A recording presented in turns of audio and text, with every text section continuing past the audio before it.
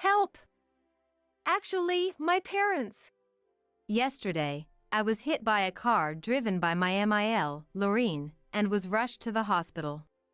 After the surgery, while I was resting, my husband called me. After you were taken away yesterday, the police came, but I told them you got scared by the car and fell, and now today, Mom is saying she hit you. Summarizing my husband's excited rambling, it seems both my in-laws were taken to the police station.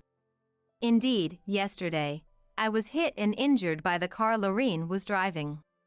Yet, the person who drove, Lorene, and the passenger, my FIL Larry, had lied. They had conspired under my husband's instructions to make it seem like I had fallen and injured myself. I was dumbfounded and lost for words for a while. Hey!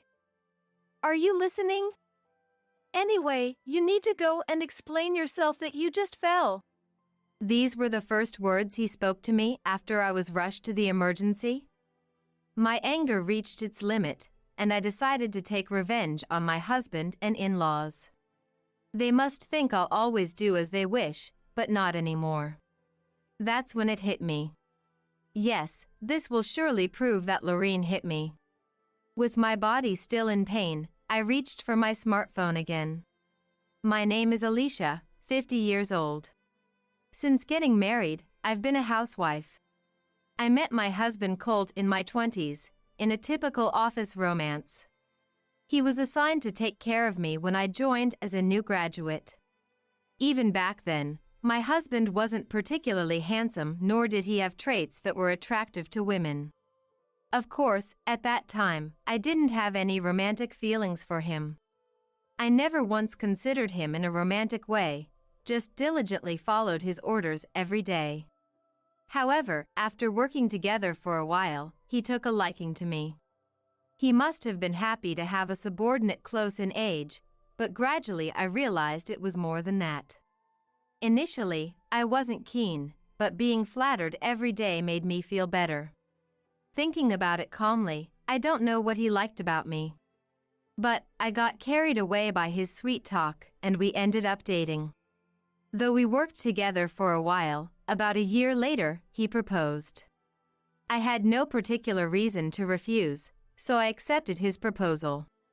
Convincing myself that this was just how things are, I started a new life. Upon his insistence, I quit my job to become a housewife and, without any say, started living with his parents. I had visited my in-laws a few times after getting married, but never imagined I'd be living with them. When we met, they both welcomed me warmly, making me think there was nothing to worry about. By the time I realized, Larry had retired, and I was left alone with my in-laws while my husband was at work. There was hardly any sweet newlywed life from the marriage I had imagined. At first, they seemed somewhat considerate, but gradually their attitude towards me changed. Lorene's demands grew day by day, and the stress was crushing me. Because of Colt, you get to be a housewife, so you should at least be perfect at household chores, right?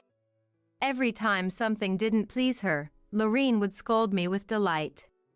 She never doubted that educating a bad daughter-in-law was her mission, as if it gave her life meaning. Lorene herself had lived with her mother-in-law. I remember when I got tired of hearing her old stories. Times and values have changed since then. Being forced to accept such mindsets was nothing but annoying. Yet, due to my position, I had no choice but to silently endure her nagging.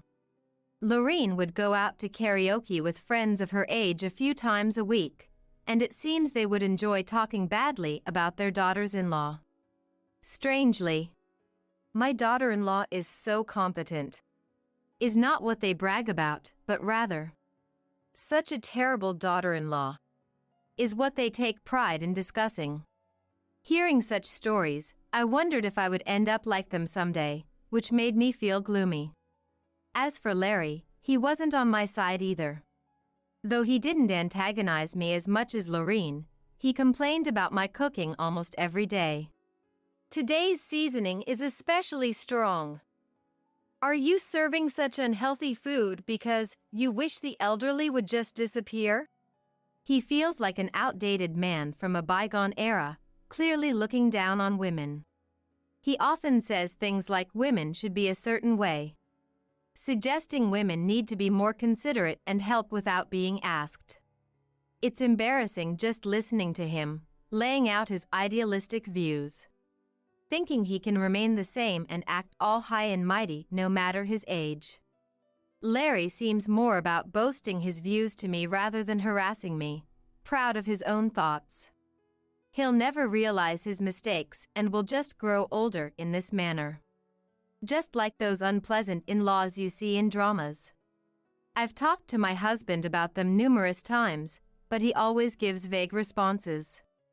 Moreover, as our marriage has progressed, he's begun to criticize me for speaking up. You should be kinder to dad and mom since they're old. Isn't that a wife's duty?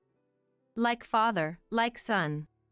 Following in his parents' footsteps, my husband has also started to take me for granted and look down on me.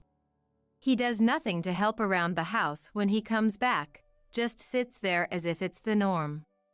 Having children might have changed things, but we were unable to have any.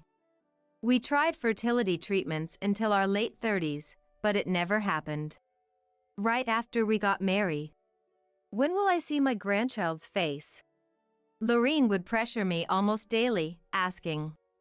It's not solely my fault, and children are a blessing. Creating children just for the in-laws is absurd. I thought there was no need to force it, so I gave up when I turned 40. In this less than happy life, there were people who helped me. A couple living across the street. The husband, Dawson, and his wife, Bethany, lived together without children. Dawson's mother struggled living with her mother-in-law and decided he didn't want to cause such trouble. Bethany was there for me during my struggles with infertility and would listen to my complaints about my in-laws. Since my in-laws and husband have a good public image, Bethany was surprised at first. I thought your husband was a good man, but to see he still hasn't cut the apron strings at this age, honestly, it's a bit off-putting. Thanks to Bethany, I've been able to live through this life without feeling too burdened. Lorene, now over 75, still drives herself around. It's precarious to watch, and despite my warnings to my husband, he doesn't listen. When I suggest she should give up her license. Are you making fun of Mom? He gets furious, thinking I'm insulting his mother. I've tried hinting at it to Lorene, but she seems to think she's still quite young. Are you treating me like an old woman? How unpleasant. And she, like my husband, gets furious. I've been worried something serious might happen, and that day came in an unexpected way. That day, as usual, I walked to the nearby supermarket for groceries. Walking is mostly my mode of transportation since I don't have a driver's license. I thought I'd get it after starting work, but I got married sooner than expected. When I consulted my husband, "You don't need one since I'll drive." He opposed the idea of me getting a license. On sale days, the bags are inevitably heavy, but asking my husband or Lorene for a ride is out of the question. My husband, who once happily offered rides, now just clicks his tongue in denial. Carrying heavy bags, I returned home when I noticed the garage door was open. Did she say she was going out today? Lorene hadn't mentioned anything when I left the house. Well, it doesn't matter, I thought, as I passed by the garage heading towards the entrance. That's when it happened. With a roaring engine, a car sped out of the garage. Such a foolish word slipped out in surprise. The next moment, the car, without slowing down, crashed into me. The impact sent me flying backward, groceries spilling from my bags. Lying there, I was slammed onto the asphalt ground. Unable to grasp what had happened, a severe pain assaulted the back of my head where it hit the ground. Trying to get up was futile. My body wouldn't listen, and all I could do was stare at the sky. How much time had passed? Before I knew it, Bethany was peering down at me. Hang in there. I've called an ambulance. It's going to be okay. Bethany's face, as she spoke to me, was pale and strained. Had things really become so serious? That was the naive question that crossed my mind. Moving my aching head slightly, I could see blood flowing from it. Seeing that, I gradually began to understand the gravity of my situation. I started to realize the seriousness of the situation. But there was nothing I could do, as my body remained immobile. Eventually, I could hear the ambulance approaching, little by little. Just a bit more. It's almost here. Hang on. Bethany urged me desperately, as my head started to feel foggy. No. Just a little longer.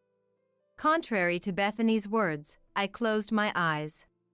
When I next opened them, I was lying in a hospital bed. An 4 tube was attached to my hand, and I could see the fluid dripping without pause. Realizing I had been saved, tears naturally started to flow. Moving my head even slightly caused intense pain. Given the amount of blood I had lost, it was no wonder it hurt.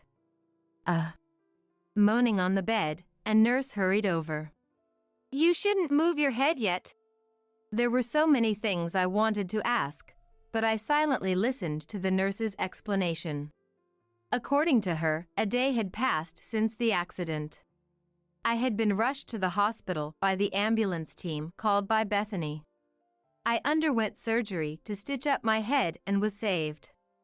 Bethany had stayed with me all this time, and now, outside visiting hours, she had gone home.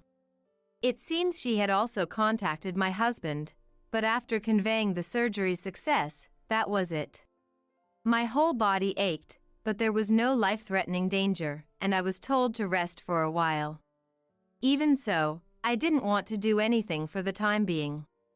There were many things I needed to think about, but I closed my eyes anyway. Soon after, my phone beside the bed kept ringing. I didn't want to answer it, so I left it, but the persistent calls continued. After ignoring it several times, it didn't seem like it would stop. Careful not to move my head, I groped for my phone and saw Colt's name on the screen. Feeling a bit relieved that he might actually be worried, I answered the phone. Help! Actually, my parents. My husband started speaking without letting me say a word.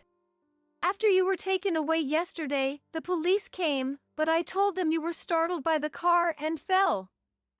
And now today, there's a testimony that Mom hit you. Summarizing my husband's excited rant, it seemed both my in-laws had been taken to the police station.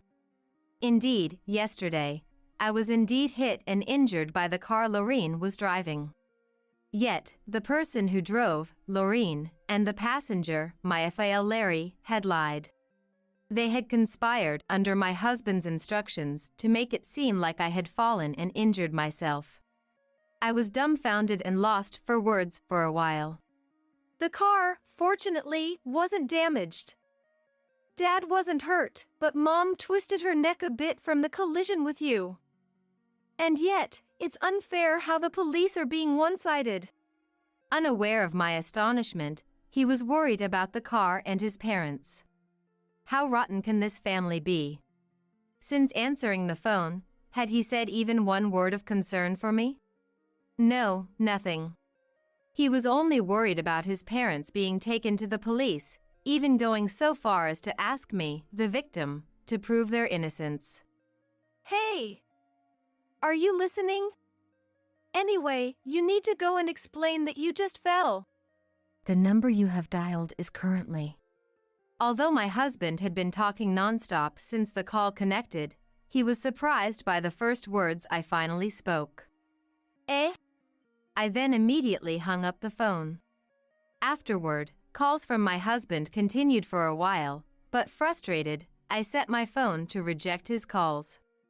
Later, I found out that, just as my husband had said on the phone, my in-laws were taken to the police station. After a while, my husband himself was also taken to the police station where his parents were waiting. The entire episode was witnessed by Bethany, who lives across the street. Initially, it was Bethany who reported Lorraine's crime to the police. After riding in the ambulance with me and taking care of various procedures in place of my husband, she was questioned by the police about the accident. It seems she was questioned after the in-laws had been, making her testimony somewhat of a corroboration. Bethany noticed the accident when she heard a loud noise outside. Looking out the window, she saw me lying on the road. She then hurriedly called an ambulance and rushed outside. By then, Lorraine's car was nowhere to be seen, and she didn't understand what had happened. More than figuring out the cause, she was concerned for my well-being. Bethany told the police everything as it was.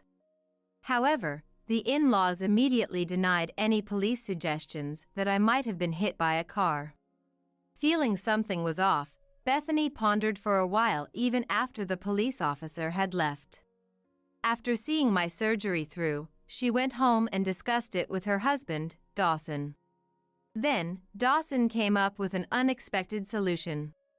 The dash cam, it records 24/7. The scene should be right in front of the car, so it must have captured everything. Together, they checked the camera installed in their car. Just as I thought. As Dawson predicted, the moment of the accident was recorded. There, unmistakably, was the moment Lorraine hit me with her car. After I fell, Larry's face appeared from the car window, but then the car drove off quickly. A clear hit and run. With the footage of the in-laws' crime in hand, the two went to the police station. And they proved that I hadn't simply fallen and injured myself. Upon receiving testimony from Bethany and others, the police immediately began questioning the in-laws. Despite the video evidence, the in-laws were reluctant to admit their guilt. That video is fabricated. Someone is trying to frame me. Officer, please, you can't put an old woman in jail, can you? Both Lorraine and Larry were embarrassingly defiant. Eventually, Lorraine admitted to the crime, saying, "My son told me to hide it." Indeed, my husband had instructed them to coordinate their stories. But to think Lorraine would betray her own son to save herself was beyond belief. Worn out from the interrogation, Larry confessed that although he was in the passenger seat, they fled, abandoning me.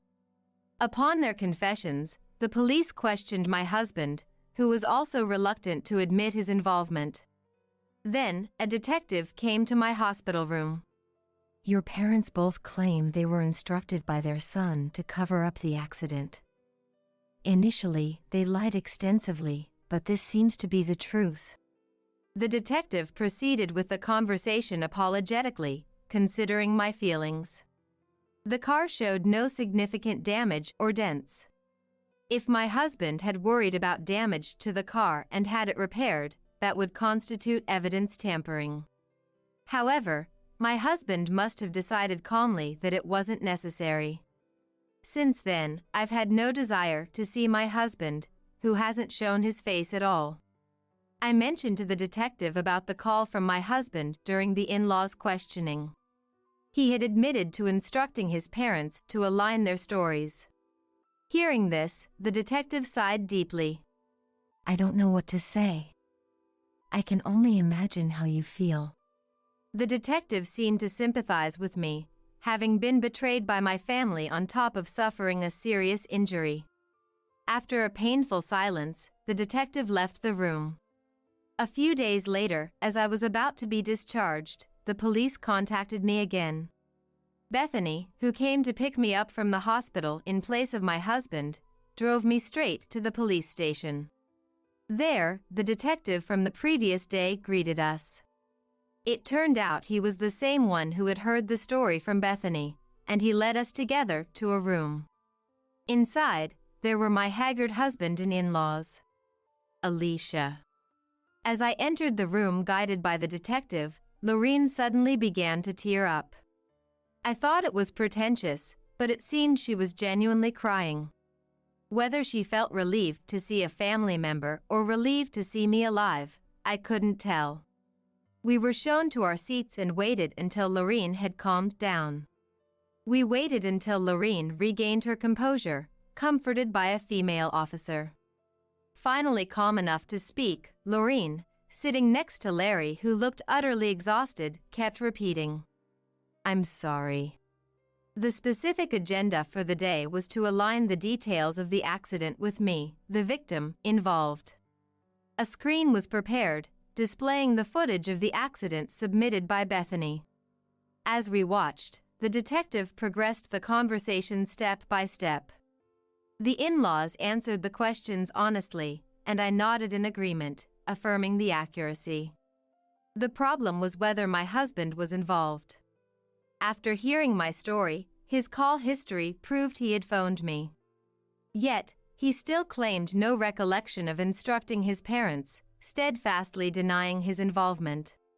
I hadn't recorded our conversation, so progress was difficult.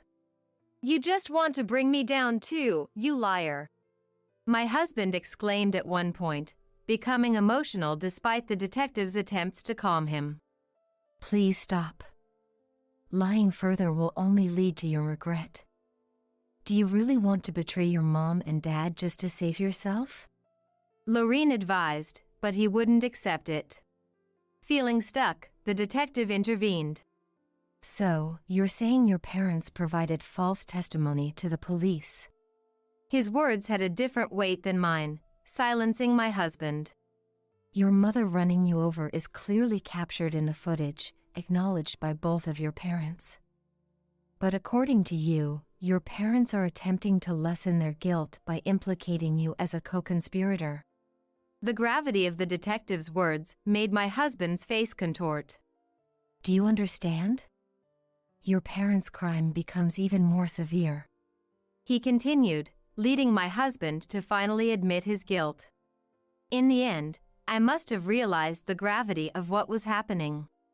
The confession of my husband laid bare the crimes of all three. This prompted the police officers waiting in the room to start moving hurriedly. "Regarding that," now a detective addressed me, questioning whether I would withdraw the complaint. The crimes committed by the three couldn't be erased, but this could significantly change their fate. However, I firmly refused. "Though I was unharmed, fleeing right after the accident is inexcusable. I will file a complaint to ensure they are held accountable for their actions." My decision caused a great stir among the three. Lorene cried out loud, and both Larry and my husband hung their heads in shame right there. They probably hadn't expected me to make such a ruthless decision. Each of them had never doubted they were a good husband, a good Lorene, and a good Larry. It seemed they had taken my forgiveness for granted. If the family had handled the aftermath of the accident properly, I wouldn't have gone this far. But my in-laws decided to sacrifice my life to protect themselves. My husband chose to prioritize his parents' and social appearance over his wife's life. I wanted them to reflect on the severity of their actions and properly atone for their sins. Silently, I stood up and left the room. Accompanied by Bethany, I began the various procedures in another room. These were my in-laws and husband I had lived with for years. It would be a lie to say my heart wasn't aching. Above all, I was the one who was hurt the most. Even though my physical wounds had healed, this trauma would follow me for life. I hadn't done anything wrong, yet I couldn't feel completely relieved. By the time I left the police station, the day had completely darkened.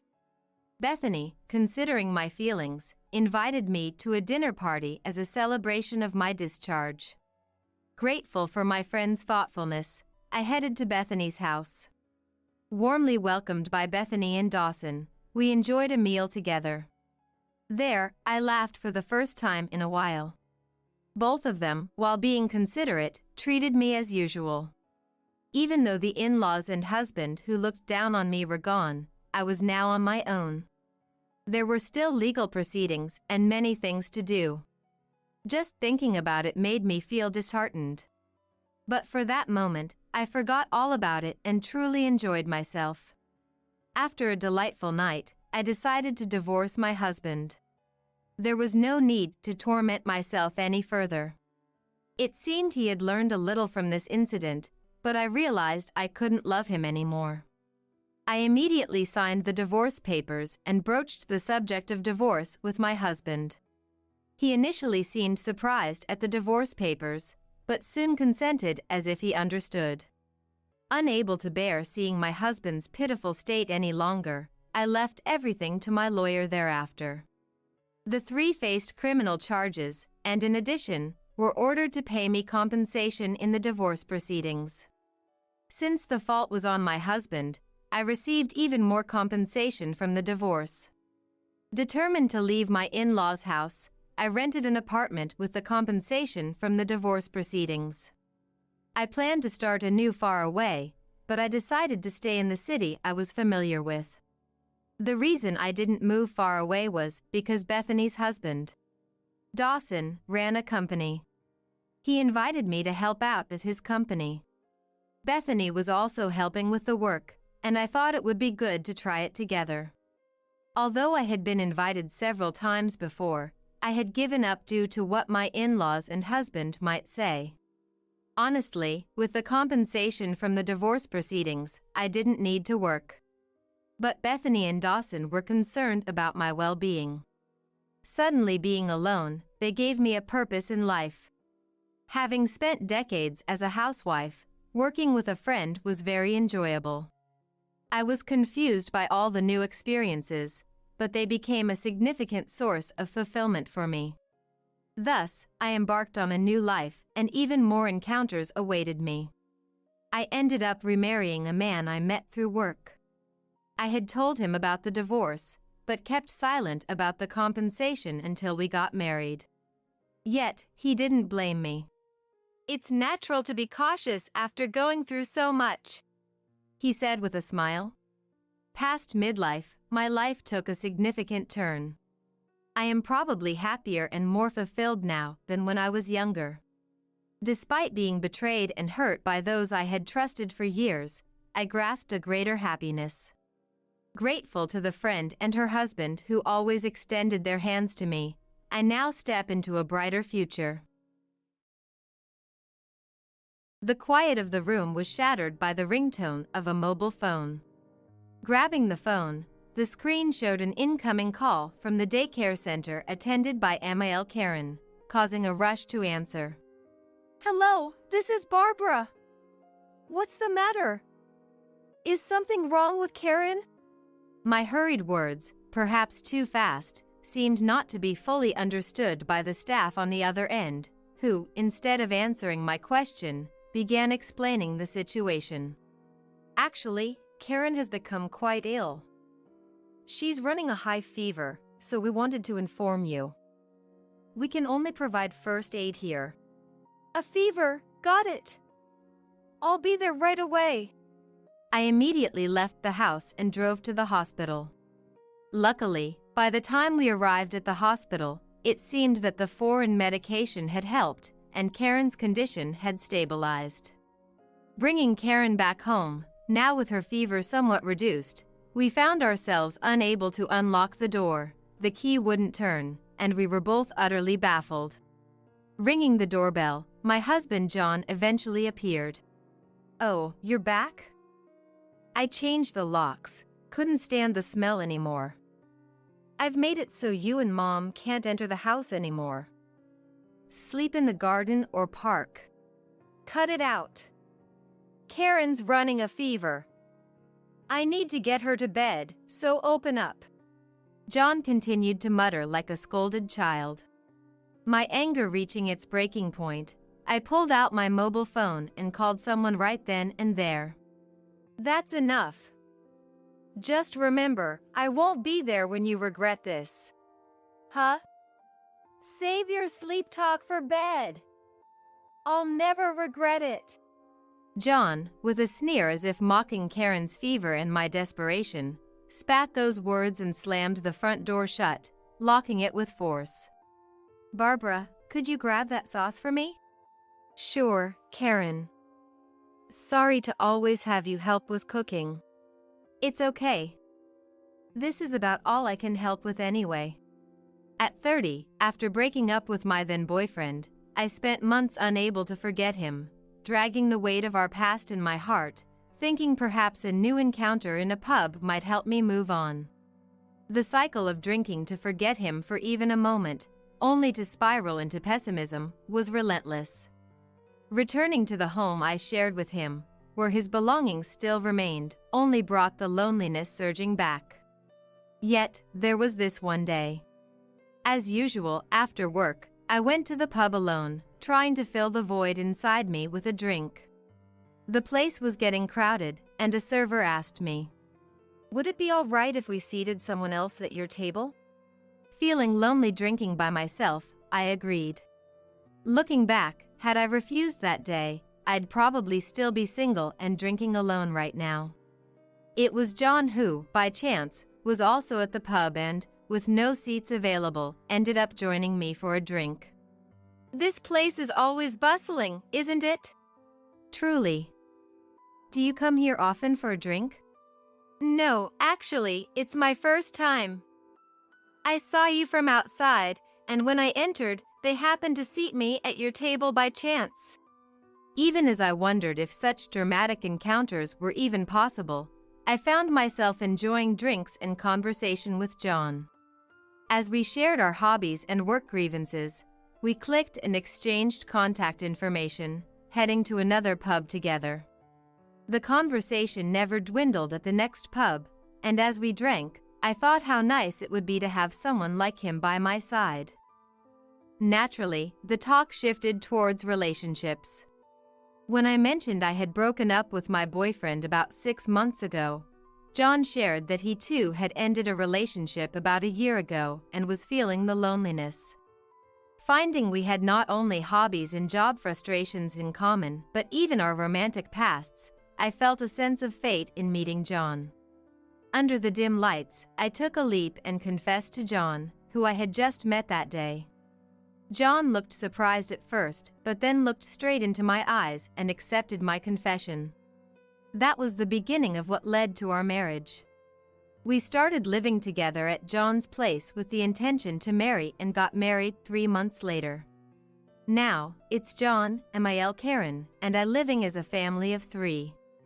Karen, not very good at cooking, has been teaching me, and I've gotten quite better at it, enough to cook together. But even those happy days of cooking with Karen abruptly ended one day with a loud crash. It happened when I was out of the house for about 2 hours, due to a sudden request from a friend. Karen had offered to go grocery shopping for dinner in my stead. Though she was older and had been dealing with back issues, she had been advised by her doctor that moving around for daily chores was actually better, so I thoughtlessly asked her to do the shopping. In the evening, as I finished my errands, I received a call from Karen's doctor, informing me that she had missed a step on the stairs and injured herself.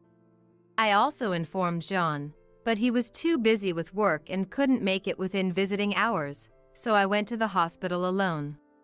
Arriving at the hospital, I saw Karen lying in bed. The nurse told me that she had slipped on the supermarket stairs, fallen, and sustained a hairline fracture in her lumbar spine, and was currently under anesthesia to manage the pain. "Karen, are you all right? I heard about the hairline fracture in your back." Barbara, I'm sorry. I've caused you trouble. And I messed up the groceries a bit. "Don't worry about that. You're more important than the groceries. John can't come because of work, but he might call later. I'll explain the situation to him too." I'm sorry for causing trouble. Seeing Karen downcast, possibly because of her injury, I made a point to smile and told her to focus on her recovery before heading home for the day. When John came back from work late at night and I told him about Karen, he seemed not to worry much. Feeling a bit upset with John's indifferent attitude towards his mom's injury, attributing it to her age. After a while, Karen switched to home care, and I arranged for her transport to the hospital, checked on her during my days off or before going to work, and even arranged for her to attend a daycare service for rehabilitation. During Karen's rehab and daycare sessions, I received a call from my Sayel, Mary, who had heard about the situation. Unlike us living in the countryside, she was bustling in the city among skyscrapers and crowds, showing concern for Karen, unlike the indifferent John. Mary and I have always had a friendly relationship, and I've been receiving her help. With Mary's base being in the city, she couldn't easily visit for condolences, so she offered financial support for the hospital bills and medication. John, known for his aversion to effort, was not cooperative with daily chores or helping with Karen's laundry. Even when I was on the phone with the diligent Mary, John seemed uncomfortable. Possibly due to their not-so-good relationship since childhood, and he started acting like a henpecked husband, seemingly out of spite towards me for being friendly with Mary. "Leave Mom alone. Barbara, I'm out of booze. Bring me the beer from the fridge, will you?" John, don't be so harsh on Barbara, who's always working hard. Who do you think ensures you have a warm meal to eat? Mary, laughing about her good-for-nothing brother, always sided with me, scolding John over the phone whenever he became arrogant, but John kept sulking and, this time, went to get his beer himself. I really don't understand how John managed to marry such a good person. If there's anything other than Mom's issue bothering you, feel free to reach out to me anytime. Thank you so much, as always. I'll keep in touch about Karen or if anything comes up. Thanks to Mary's financial support, we were able to continue with Karen's rehab and daycare services, and I was able to focus more on support. Karen had spoken so highly of me to the daycare staff that, unbeknownst to me, my reputation among them had risen. When I talked about you to the people at the daycare service, they said you seem like such a wonderful person. I got so happy, I ended up bragging about you a lot. Thanks for the promotion. I could only give a wry smile at the time, but thinking about how Karen must have really wanted to talk about me made her seem even more adorable, and I didn't feel bad about it. However, a tragic event would soon befall Karen, who had so endearingly promoted me at the daycare service. It was supposed to be my day off, but I ended up having to do some remote work due to an emergency meeting and document review. While I was focused on my work, the ringtone of my mobile phone suddenly filled the quiet room.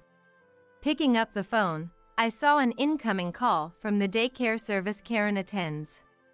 Normally, I wouldn't receive calls from the daycare service except for pickup times, so I hurriedly answered the phone. Hello, Barbara speaking. What's happened? Is something wrong with Karen? Perhaps because I was hurried, my words came out quickly and the staff didn't answer my question directly but instead started explaining the situation. Actually, Karen has become quite ill. She has a high fever, so we contacted you. We can only provide first aid here. A high fever, understood. I'll be right there. Karen has cold medicine in her pouch. Please give her that. The fever was so high that I immediately messaged my boss, saying that my MIL was sick, and without waiting for a reply, I rushed out of the house and drove to the daycare. Despite the sudden notice, my boss replied while I was on the way to the hospital, assuring me that work was fine. Feeling relieved, I pressed the accelerator and headed to Karen. For most people, a cold might not be a big deal with medication, but for an 85-year-old, it could be a matter of life and death. The only first aid available would likely be cooling down the fever with an ice pack. I'm glad I had Karen carry her medicine. We need to get her to the hospital quickly. About 10 minutes later, I arrived at the facility just in time to see Karen being wheeled out in a wheelchair. With the staff's help, I got her into the car and drove straight to the hospital. Fortunately, by the time we arrived at the hospital, The medication had taken effect, and after receiving in 4, we were told to give her the current medication if the fever returns. The condition stabilized significantly after the 4, and Karen, who had been sleeping due to the fever and medication, woke up and was able to converse normally. I'm really sorry for worrying you again, Barbara. Maybe I overdid it and that's why I got a fever. Indeed, I've heard from the daycare staff and the person in charge of her back rehabilitation that she's been doing well. Perhaps the high fever was the result of Karen overexerting herself, just as she said. It's important to try hard, but it's not good to overdo it and collapse, right? I would feel the same way, and if Mary were here right now, she might even scold Karen, you know? True. If Mary were here, she'd probably scold me loudly. I'll be more careful from now on. As we engaged in light conversation, the time for the 4 quickly passed, and we were able to return home that day.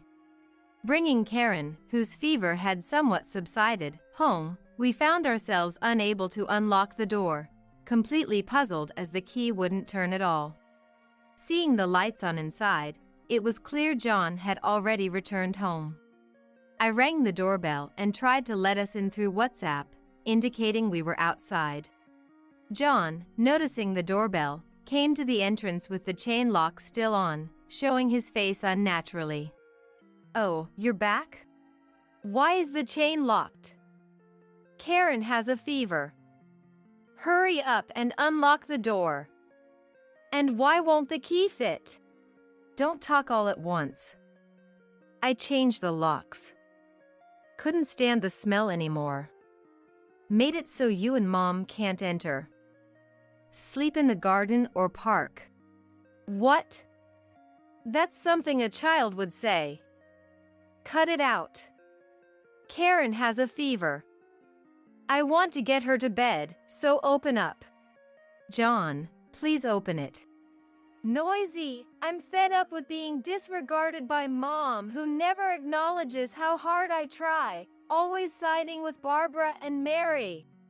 Frustrated with John's endless childlike ranting, I took out my mobile phone and contacted someone. It was a gamble whether they would answer so late, but the call was promptly picked up. I quietly explained the situation to avoid John hearing and ended the call after getting an agreement. No matter who you call, my mind won't change. Barbara and Mom sleep outside, all right? That's fine. Just remember, I won't be there when you regret this. Huh? Save your sleep talk for bed. I'll never regret it. John, with a sneer as if mocking Karen's fever and my urgency, closed the door forcefully and locked it. Why has John become like this? I'm really sorry, Barbara. It's all right, Karen. I can handle it. Initially, I thought about spitefully sleeping in the garden. I wouldn't mind doing so alone, but with Karen having a fever, it was not an option.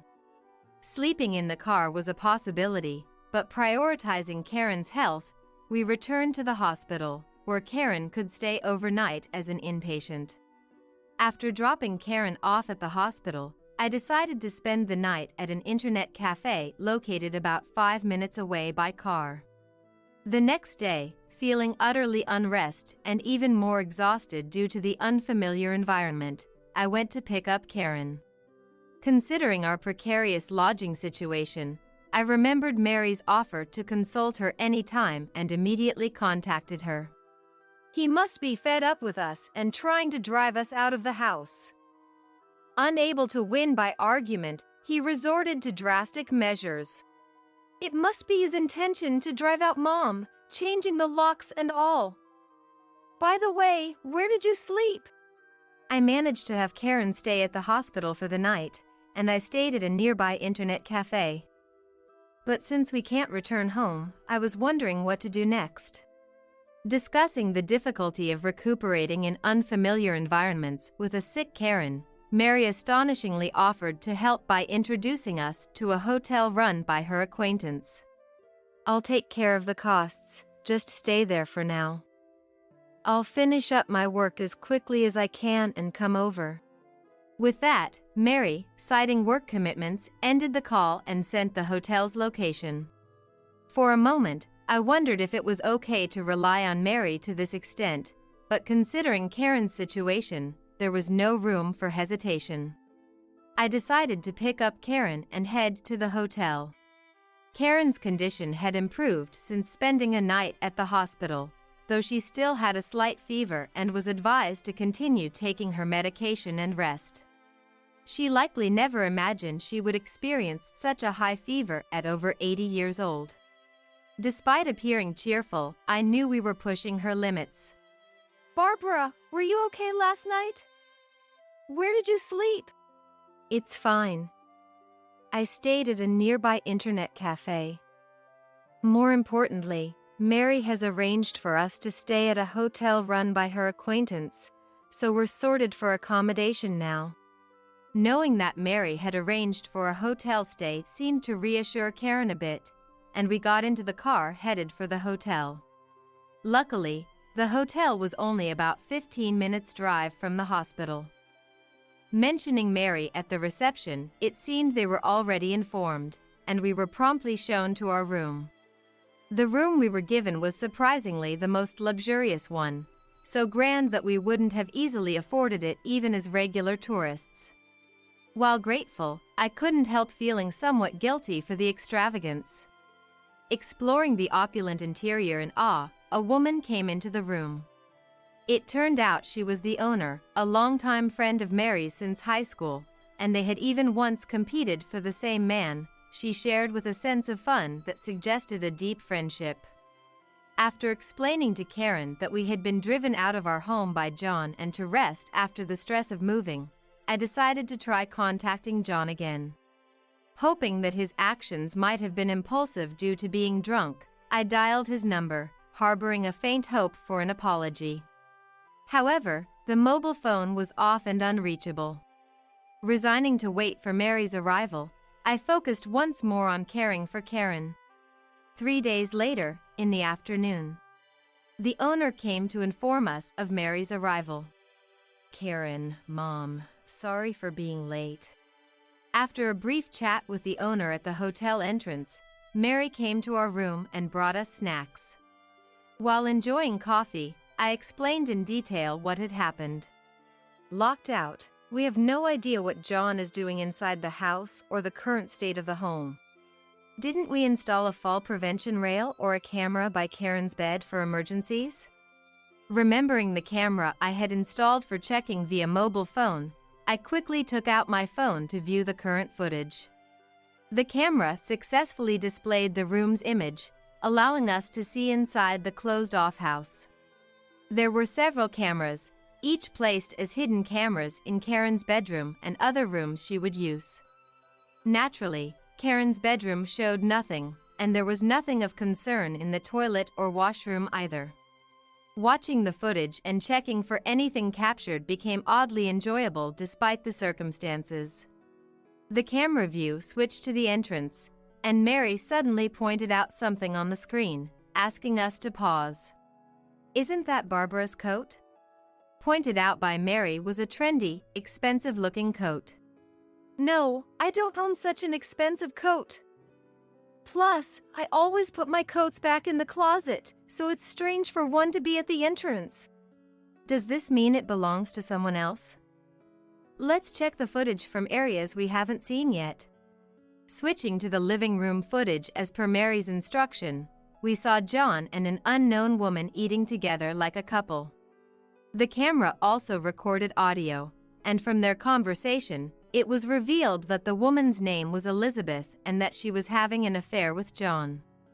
Further watching and listening revealed that they had plans to marry someday and that Elizabeth disliked the elderly Karen, leading to our expulsion to give them space.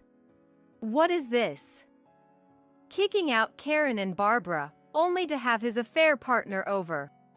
I regretted my earlier leniency, wishing I could confront my past self for considering forgiveness if he had just apologized. How had John become such a man, to drive out his sick mother and me for an affair. I felt a mix of anger and sadness rising within me. Our minds were made up. I discussed the situation with the daycare service we relied on and, after ensuring Karen's stable condition post-recovery at the hotel, decided to confront John to uncover the whole truth. He should be at his office by this time. Let's go. We'll make John confess everything in front of Barbara and ensure he apologizes. After delivering Karen to the daycare facility, we headed to John's workplace.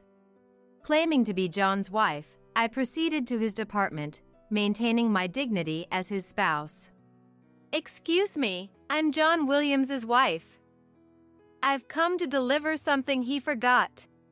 Amidst the commotion and smiles from John's colleagues, the faces of John and Elizabeth, unexpectedly a coworker, darkened.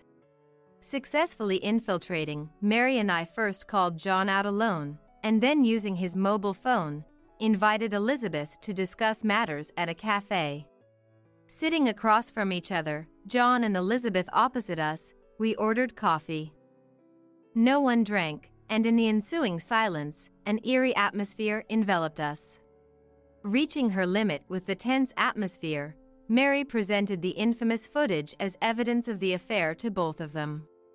Contrary to our expectations of them being flustered by the incontrovertible evidence, they brazenly defended their actions as if it was the most natural thing in the world. What's wrong with that? It's my business who I spend my time with at home. We're in love. Elizabeth sees me for who I am, unlike Barbara and Mary. Yes, we love each other. I've always heard how Barbara neglects John. We had previously arranged for someone to come to the cafe. Facing John and Elizabeth's arrogance. Going to call a lawyer now? But their confidence vanished instantly when the person arrived. Turning pale. Sorry for being late. Traffic was a bit heavy. Why are you here, boss? Indeed, the person I had called was John's company's CEO. I had attempted to secure an appointment since the day we were driven out, and during our stay at the hotel, I managed to discuss our situation. The CEO was aware of our circumstances because, as it turns out, his mother uses the same daycare service Karen attends, and Karen herself had directly informed him of the situation. John Williams, was it? Your actions are inhumane, neglecting your mother and wife, aren't they? I think it's inappropriate for a CEO to comment on my personal affairs. I love Elizabeth, and just like at work, I eliminate obstacles to efficiency. That's right, boss. We haven't done anything wrong. Barbara is the one mistreating John and playing the victim. Perhaps deciding enough was enough, the CEO revealed something we weren't aware of. However, claiming to be on business yet engaging in adultery at home during work hours is wrong, both as a person and as an employee, isn't it, John Williams? This revelation surprised not me but Mary, who reached her breaking point first. Grabbing John by the chest, she showed an anger far beyond her usual scolding over the phone. We had to calm Mary down, fearing she might escalate further. It's understandable why Mary was so furious. Being career-oriented, her work always came first, and it was her dedication that allowed us to stay at the hotel. Learning that John had committed adultery during work hours and driven his family out for it understandably enraged her. That's the situation. As you both might understand, the company cannot keep employees who engage in such activities during work hours. You're both fired. Really? John desperately pleaded with the CEO to reconsider the termination, but the CEO's decision was final, leaving with a simple, "Unfortunate." With that, the CEO left for his next appointment, leaving us in the aftermath of his decisive action. Just got fired, but as for the divorce proceedings and the compensation you're after, I'll sign the divorce papers as you wish. Standing there, unable to grasp the reality of what just happened, I added insult to injury with my statement to the two of them. Fine, I'll do the compensation and the divorce if it means I can be rid of Barbara. I'll have nothing to do with Mary or Mom from now on. Now we can finally build a happy home together. Despite being fired and facing demands for compensation and divorce within minutes, their unfazed, childlike defiance was baffling. But as they said, this meant I no longer had to deal with John, and we could return to our home. But I'm taking the house. Excuse me? I looked it up before. Selling that house now would bring in a significant amount of money. We'll sell the house and move abroad to live a comfortable life. Hearing this, I was sure John knew nothing about the house or family matters, only what suited them. John, you really don't know anything. That house is in Karen's name, including the land rights. So, John, you have no house or land to sell. How do you plan to live abroad? John, you might seem confident, but you have nothing left. No money, no status, no relationships. John, shocked by the truth, realized he had been cornered since being fired. Suddenly changing his tone, John approached us in a panic, trying to ingratiate himself. But his efforts were futile. Elizabeth, witnessing our exchange, visibly recoiled at John's pathetic display. No surprise there. Seeing someone you admire crumble under pressure and attempt to ingratiate themselves with those in power would be off-putting to anyone. By the way, John, Karen was listening to our conversation over the phone. If you have anything to say, now's your chance. As Mary handed over the phone, John snatched it, desperately apologizing. However, no words of forgiveness came from the phone. John, I may have raised you wrong, but I don't recall raising someone who doesn't value family. I no longer consider you my son. Don't show yourself to us again. Karen's final words to John were of severance. John, unable to hide his shock at the final words, "Are you abandoning me?" received no reply as Karen had already hung up. Leaving John and a consoling Elizabeth behind, I placed the signed divorce papers on the table and left the cafe in high spirits. Deciding to at least pay for the coffee, I approached the cashier, only to learn the CEO had already covered the bill. Typical of the CEO, discreetly taking care of the payment. We'll have to thank him next time. Later, we had a locksmith open and then change the locks to prevent John's entry, eventually selling the house. The proceeds were planned for Karen's care, not at a daycare service but a proper care facility.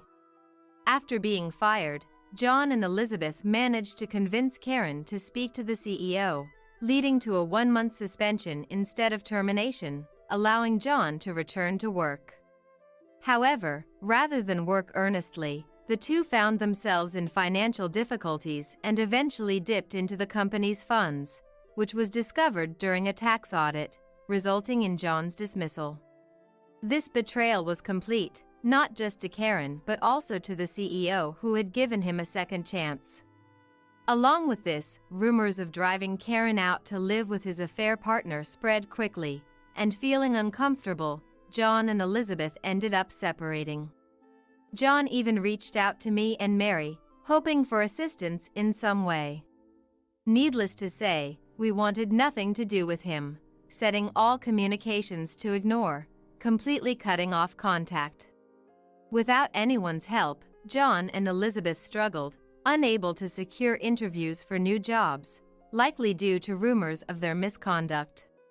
Even when John managed to find work at a small company, he couldn't fit in, leading to a series of resignations and a descent into poverty as their savings dwindled. Contrasting their downfall, my life improved significantly. With Karen's care entrusted to a facility, I found time for myself, and through Mary's introduction, I ventured into a new job, finding it fulfilling. Barbara, how's work? Are you managing well? It was tough learning everything from scratch, but now I genuinely enjoy my work. I hope to find a hobby while working, just like Mary. That's good to hear. I'm doing well too. The staff here are kind, and I've even made some friends. Thanks to you and Mary, I'm enjoying my days here. Thank you. The thanks are all mine. Mary's visiting soon, so we'll go out together again. Karen, once feverish and frail, is now vibrant and healthy. Unbeknownst to her, Karen's welcoming smile energizes me and Mary every time we visit the care facility. I hope Karen spends the rest of her life smiling. You think you can chime in on the project being just a temp? That's above one's pay grade. She glared at me fiercely. Get out of here, now. After my idea was stolen, I reached my breaking point. Okay, I'll leave. The next morning, the CEO insists on meeting you. The person who welcomed me in the CEO's office was someone unexpected. I'm Yolanda, working in the editorial department of a publishing house as a temp. Always keep smiling. That's my motto. I chose this job because I loved the bookstore that Mom ran. I used to help out at Mom's store and loved reading books.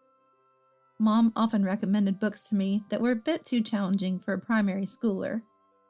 Whenever I grumbled not understanding them, Mom would advise me, even if it's hard, work hard at what you should do. If you keep at it, you'll start to enjoy it. I adored Mom, who loved books. Mom passed away when I was in the 4th grade. I vividly remember the last time I saw her. I was by her side, holding her hand and talking to her.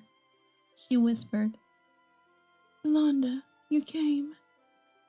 Mom, who was always surrounded by books and smiling, was now frail.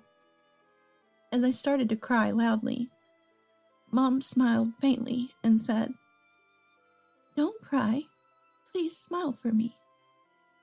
I replied, holding back my sobs, "Yeah, I'm smiling." That was our last meeting. Since then, I decided to always keep smiling. Afterward, I was taken in by relatives, and Mom's bookstore closed down. Then I studied hard to work in a field related to books, just like Mom. But struggling to fit in at my relatives, I started working as soon as I graduated middle school. Eventually, I signed up with a temp agency and was assigned to this publishing house. Everyone here is so kind to me. They always say my smile is nice and that I work hard. Except for one person, my supervisor, Octavia. When are you planning to submit that report? Octavia, the acting assistant editor-in-chief, came to my desk as usual this morning. With a sharp gaze and cold voice, she came to harass me. This report is due the day after tomorrow." "Oh, submitting at the last minute? You do make a lot of mistakes, don't you?" "I'm sorry about last time. I'll finish it quickly." "Well, you must have some spare time then. Take care of this." Octavia, a long-serving employee with a strong opinion. Understood. I forced a smile and took the documents. I'm willing to endure hardships and always keep smiling. That's a promise I made with Mom. You're so carefree. Octavia seemed to have it out for me. Only to me, she would ask to make coffee several times a day, assign me menial tasks, and that was just the beginning. She lied about me, said in front of male colleagues she farted.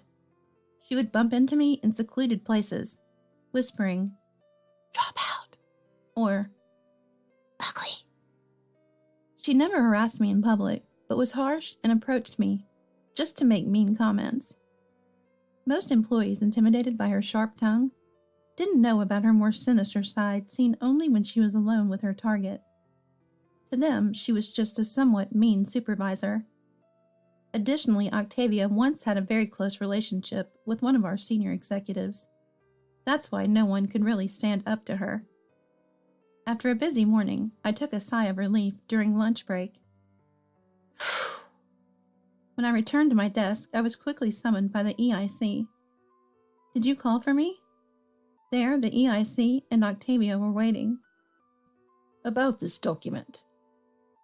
Looking over the document I was handed, I noticed the client's name was wrong. I'm sorry, I'll correct it immediately. As I hurriedly apologized, I thought, wasn't this the one Octavia handed to me earlier? Octavia noticed it. You should be thankful. Thank you, Octavia said with a nasty smirk, as if she'd won. Temps really are the worst. No sense of responsibility. The EIC calmed her down. No. It's hard to believe you'd make such a mistake. Are you tired? No, I'm fine. Sorry. Octavia interjected. Or is it because you're a dropout? The EIC frowned for a moment, but said nothing to Octavia. Yolanda, let me reiterate. Be more careful in the future. I'm very sorry. I spent the afternoon feeling down. Octavia had intentionally made me sign a document with a typo. How could I fall for such a shallow trick?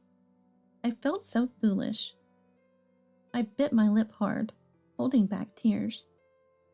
By the time work ended, I was utterly exhausted. Walking weakly through the darkened city, I wished I could just go somewhere where no one knew me. That's when I noticed a narrow alley I usually passed by.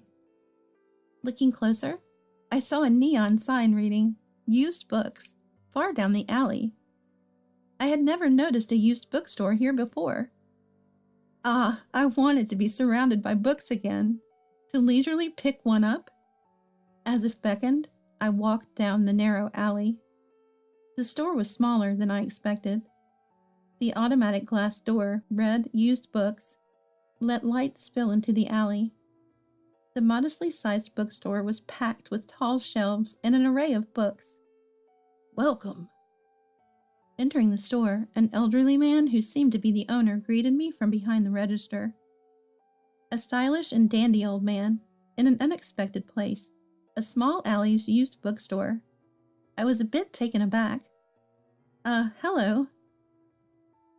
It seemed I was the only customer. The calming scent of used books filled the air. It was different from Mom's store. A mix of irrational disappointment and a refreshingly pleasant feeling left me confused. Looking closely at the shelves, I found a variety of books cozily lined up. Then, a familiar title caught my eye. A book I read as a child. It was one of my mom's many favorites, one she even read to me. The book, faded to a gentle cream color, was beautifully aged. Clearly it had been cherished. A warm feeling spread in my chest. How nostalgic. Tears welled up in my eyes, blurring my vision. Really, I'm such a crybaby today. I quickly wiped my tears with my sleeve. I'll buy this book and take it home. Decided, I headed to the register. I'd like to buy this, please. The old man looked up and smiled. Thank you. While checking the book, he glanced at me. His eyes must have been red. It's nice to see a young lady like you buying used books. The old man continued in a gentle voice. Used books are cherished and passed down. Seeing his toothy grin, I smiled back naturally. A wave of emotions I couldn't contain overwhelmed me. Oh. As I took out my wallet to pay, I started crying right there. Tears kept flowing, and I even started hiccuping. There, just wait a moment. The old man brought a towel from the back for me. He brought out a small chair from under the register for me to sit on, and he sat on a step stool in the aisle, waiting patiently until I calmed down. Wiping my face with the towel, I finally spoke. I'm sorry for the trouble. Not at all. Don't worry about it.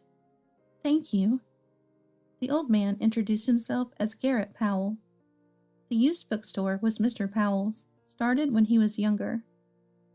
Do you like this book, Yolanda? Yes, my mom loved it. I see. Love must be the true justice then. Mom used to say something similar. We shared a small laugh. Thank you for the towel. I'll wash it and return it. That's very kind of you. Come again. I thanked him and left the store. When I returned the next Saturday to return the towel, Mr. Powell, seeing my nervousness, said, Welcome back. Since then, I started visiting Mr. Powell's bookstore every weekend. We talked a lot in front of the store. About books, of course, and also life stories, and even about work. Mr. Powell, being a used bookstore owner, was very knowledgeable about the publishing industry. Gradually, I started confiding my work frustrations to Mr. Powell. One day, I talked about a project that wasn't going well. Right now, I'm working on a project called Top 10 Heartwarming Literary Works for Elementary School Students. Oh, that sounds nice. It's a collection of books Mom recommended to me when I was a child. Unfortunately, my project was discovered by Octavia and got crushed. Remembering it made my face darken. Mr. Powell encouraged me. Feel free to talk to me about anything. I shouldn't bother you.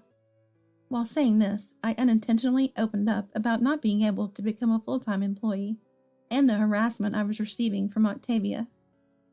Mr. Powell thought for a moment and then encouraged me with a kind voice. Don't worry, your troubles will resolve in time. I hope so. Then Mr. Powell said something odd. I'll come and see your work sometime. What do you mean? Will you bring a proposal to our office, Mr. Powell? Maybe I'll bring 1 or 2 proposals. That would be great. Though his joke lightened the mood, my anxiety didn't disappear. The following week, an incident occurred. Before lunch, the EIC called several employees, including Octavia. Okay, everyone, I've gathered you here for our special project. We've decided to go with Octavia's proposal. Documents were handed out to everyone. It read, Octavia's Project. Top 10 famous books to recommend to children. No way. The content was eerily similar to my own project. In the afternoon meeting, we'll discuss the details.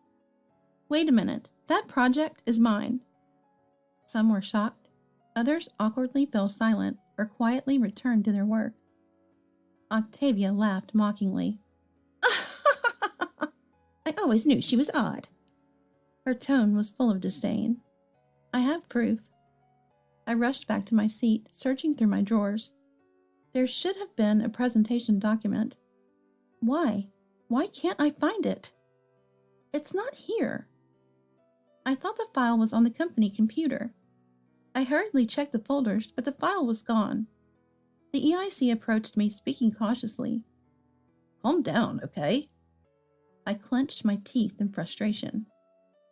Yolanda, let's talk. There's no need, Octavia interrupted loudly. This woman without any reason is calling me a thief. She's just jealous because she's a dropout. Everyone in the office was looking at us uneasily. Whispers were heard around. That's it. She's trying to steal my project. Octavia continued in a low voice. As a temp, she shouldn't be meddling in projects. That's above one's pay grade. She glared at me fiercely. I'll tell the boss about this. You're fired. The EIC, hearing the mention of the boss, froze, looking dismayed and rooted to the spot. Get out of here now. Octavia's shout pushed me to my breaking point. Okay, I'll leave. Yolanda. It's okay, EIC. I'll be in touch. With those words, I grabbed my bag. Striding out of the office, I exhaled deeply. I wasn't convinced. But having come this far, it couldn't end without consequences. First thing tomorrow, I need to explain the situation to the temp agency. I headed home with weary steps. The next morning, I woke up with a heavy head and my eyes pained from crying. I was about to get ready to visit the temp agency. My mobile phone rang. It was an external call from the editorial department. Hesitant at first, I quickly pressed the call button. Hello? Yolanda, I'm so glad. It was the EIC on the line. EIC, I'm sorry for the trouble. Actually, our company's CEO wants to meet you. Can you come to the office now? Yes, I understand. I'll be waiting for you. After the call, I became anxious. Our company, a major publishing house, has a subsidiary office that specializes in monthly magazines. I wondered why the CEO, whom I rarely meet, wanted to see me personally. Could it be I was being wrongly accused and sued? My head felt even heavier. Still, I got ready and dragged my heavy feet to the office. Just as I reached for the doorknob, the door opened from the other side. Oh! Yolanda, we've been waiting for you. Despite my surprise, the EIC greeted me with a beaming smile. As I stepped inside, I saw a few people looking at me curiously. For some reason, Octavia wasn't here. Well, this morning, President Powell suddenly visited and insisted on meeting you. Wait, that's right. Our CEO's name is also Powell. He was concerned when he found out you weren't here, and asked about yesterday, so I briefly filled him in. I'm really sorry. No, it's me who should apologize. Let's talk later. The EIC knocked on the conference room door, and a voice said, Come in. Go ahead. To my surprise, the familiar old man from the used bookstore was sitting inside. Mr. Powell! Dressed in a more formal suit than usual, Mr. Powell greeted me with his usual bright smile. I've heard about this situation. Have a seat here. Mr. Powell, why are you here? Well, I came to see you, of course. Excuse me? The EIC brought coffee for me. If you need anything, just let me know.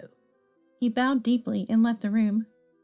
I finally asked, Mr. Powell, you're our CEO? Surprised? Very much so. The CEO laughed heartily.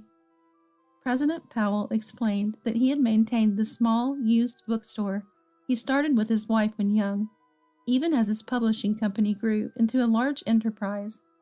He still spends time at the bookstore on weekends, and whenever he has time. He had realized after some time that I was working at his company. Since there had been specific discussions about me, it wasn't hard to notice. He had kept his identity a secret, thinking I wouldn't open up to him if I knew he was the CEO. About Octavia. Mr. Powell's tone became serious. I've seen her proposal. It's strikingly similar to yours. Yes, that... A project filled with memories of your mom. Yes. I felt a surge of emotion. President Powell said, Octavia will be transferred elsewhere. Sorry for the trouble. No trouble at all. A tear rolled down my cheek, along with a bashful smile. Afterward, I was officially employed as a full-time staff member at our company. Everyone in the office was caring as before, perhaps even more protective. Customers began to trust me and entrusted me with many projects. Eventually, I received a letter from Octavia. It contained an apology and her candid feelings. She was envious of my earnestness, something she lacked. She admitted to secretly disposing of the documents on my desk and deleting the computer data to claim the project as her own. I still talk with President Powell at the used bookstore on weekends. Once I asked why he was so kind to me. He revealed that my maternal grandfather and he were old acquaintances. Apparently, my grandfather was Powell's mentor when he studied business in college. This connection led to a friendship with President Powell's son, my colleague. We hit it off and eventually went on several outings together. Soon after, we got married. It's been 15 years since. After becoming pregnant and having a child, I left the editorial department. Now I live a peaceful life with my husband and daughter, helping to run Mr. Powell's used bookstore. Oh, wait, what? This means I couldn't help but let out a surprised murmur. I was in a state of confusion, not fully grasping the situation, but then it dawned on me this was my ticket to freedom. The more I thought about it, the happier I felt. My life was about to begin anew. It turns out I was the type whose efforts pay off later in life. I'm Emily, a 38-year-old housewife. My husband Robert is 3 years older than me and works in an office. We met when Robert visited my workplace on business. Robert and I shared the same last name. It was a surprise, especially since it wasn't a common last name, but rather an unusual one. This surprise sparked our initial communications. One day, we discovered that we hailed from the same hometown. I had moved to the city for college, so this shared background brought us even closer. Talking to him every day became the highlight of my day. Eventually, Robert asked me out to dinner, and that's when our relationship really took off. After several dates, Robert confessed his feelings and we started dating. Both of us had a strong desire to marry, so it didn't take long for marriage to become a realistic prospect. We got married after 6 months of dating. We didn't have a wedding ceremony, though. At the time of our marriage, my dad fell ill. The mood wasn't right for a celebration, so we decided to skip it. Since I was quite busy, Robert took care of the marriage paperwork. After marrying at Robert's request, I quit my job to focus on household duties. Robert, influenced by his mother, Isabel, being a housewife, was resistant to the idea of a working woman. I had always dreamed of my job, so giving it up was something I struggled with. I hinted this to Robert, but he was unwavering in his decision. He firmly insisted I become a housewife. Swept up in the thrill of marriage, I eventually consented. Despite my boss's sarcastic remarks about how unusual it was these days, I resigned. So began my married life with Robert, living just the two of us in an apartment. We thought about building a house but decided to wait until we had children. Although we wanted kids, they didn't come as easily as we had hoped. In the first year of our marriage, something unexpected happened. We started living with Robert's mother, Isabel, making it a 3-person household. There was a reason for Isabel moving in with us. Initially, Isabel had refused to live with us, so in a way I felt relieved thinking we could maintain a comfortable distance. But suddenly, she proposed moving in. Apparently, Isabel had accumulated substantial liabilities due to gambling and had become desperate. She had to sell her own house, leaving us no choice but to accept her. Without any prior discussion, suddenly a large amount of her belongings arrived at our home. When I expressed my shock to Robert, he casually said, "It's a good opportunity, since Mom is getting old. If she fell at home alone, nobody would find her, and since she eats so little, our expenses won't increase much." I was now destined to spend my days with Isabel. I absolutely hated that idea. It made me wish I could go back to work. When I mentioned this to Robert, he became aggressive, saying, "Are you mocking me by working? Do you find it amusing to spread the word that my income alone isn't enough for us?" In this day and age, dual income is not at all uncommon and everyone around me works. That's why they can afford stylish clothes, something I envied. With my mere $100 monthly allowance, I could only afford high school level cosmetics. My clothes were limited to sale items from local clothing stores. I was growing increasingly frustrated with this lifestyle. Before marrying, I loved fashion and worked in a magazine's editorial department.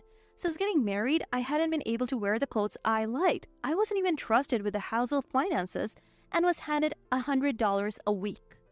That was all I had to manage, our living expenses, including food. Honestly, $100 a week was tough for living expenses. No matter how many times I brought this up to Robert, he would refute it, saying, "I know someone who manages on $80 a week." It's not that it's entirely impossible. I could make do by preparing budget meals, but then the complaints are tremendous. That's right. Robert subjects me to emotional abuse. If he were still saving money, maybe it would be tolerable, but Robert doesn't save at all, indulging in excursions. He's reckless with both money and time. It's not uncommon for him to miss the last train after a night out and return by taxi, and he plays golf whenever he pleases. On top of that, any mistakes he makes somehow become my fault. If he oversleeps, it's blamed on me. If he loses a document, I'm the first to be suspected. My friends can't hide their surprise at Robert's behavior since we got married. His personality seems like that of a different person. I feel like a hired housekeeper in my own home. And with Isabel's arrival, I feel even less alive. However, Isabel had nowhere else to live. She moved into the room we had kept open for future children. From that day, my hellish days began. Firstly, Isabel wakes me up early in the morning. She wakes up at 4 a.m. every day and tells me to wake up even earlier. In the cold winter, it's expected that a housewife wakes up before everyone else to warm up the house. For some reason, it's seen as natural for a housewife to sacrifice herself for the family despite not having chosen this housewife life for myself. This mindset is imposed on me. Then Robert and I drink almost every night, discussing how I am an incompetent wife. The cost of the alcohol is included in my $100 weekly allowance, making living impossible. Talking to Robert about this gets me nowhere, so I end up using my savings from before I was married. It's becoming increasingly depressing. Even when I consult my mom, she says, "You have to accept it for now. Bad things will return to those who do evil. Just live each day honestly, believing that. If worst comes to worst, you can always divorce and he'll be a stranger. I won't be around forever either." When I listen earnestly, she continues, "Don't worry, Emily. You're the type whose efforts will pay off later. You have always ended up lucky in the end since you were a child." I have always trusted my mom's words since childhood. Whenever I go to her with problems, she never gives me the answers I want. But somehow, she always manages to convince me. Being an only child, I worry about my mom who lives far away. And since my dad hasn't fully recovered from his illness, I can be at ease. However, I like the freedom to visit my parents' home easily. When people hear all this, they wonder why I don't just get a divorce. I would probably think the same if I heard it from a friend, but there's a reason for it. It's Robert's duality. In front of Isabel, Robert acts like a tough, henpecked husband. He even gives me orders and, as I mentioned before, subjects me to emotional abuse. But when it's just the two of us, he's different. He tries to listen to my opinions and cries when I say I'm at my limit with this lifestyle. He always says, "You're the only one I can show my weak and lousy side to. If I didn't have you, I might as well end my life." Robert has an unstable side, so I can't take these words lightly. In the end, things always remain ambiguous and our fights fizzle out. But I have nothing but dissatisfaction with this life. I can't imagine ever getting used to a life where I'm tormented by Isabel all day. Moreover, we live in an apartment that's not particularly spacious. It's a 2 living drawing kitchen where I've been living since my single days. I can't avoid seeing them constantly. Amidst all this, a major incident occurred. My banking card went missing. I was sure it was there just the day before, and there were no signs of my room being ransacked. At first, I thought it was my mistake and searched desperately. But the place where I keep my important things is always the same, so it was strange. Then something suspicious happened. Isabel suddenly bought an expensive bag. Frankly, there's no way she could afford such a thing. She usually gambles away her pension as soon as she gets it. I suspected Isabel. But it was hard to confront her directly, so I consulted Robert. "I think the money for Isabel's bag might be from my account," I said. Robert looked at me as if I were foolish and became aggressive. "Are you saying there's a thief in the family? Are you trying to blame Mom so you can extort more money from me? Cut it out." I was astounded. It took a lot of courage to even bring up this topic. Money issues are delicate, and I knew it would definitely worsen our relationship. There had been a few times before when money disappeared, but I had endured it. Isabel, after all, had fled to my house with no money due to her gambling. I didn't want to suspect her, but I couldn't help it, and Robert adamantly defended her. Having no one else to suspect, I decided to report the missing banking card to the bank.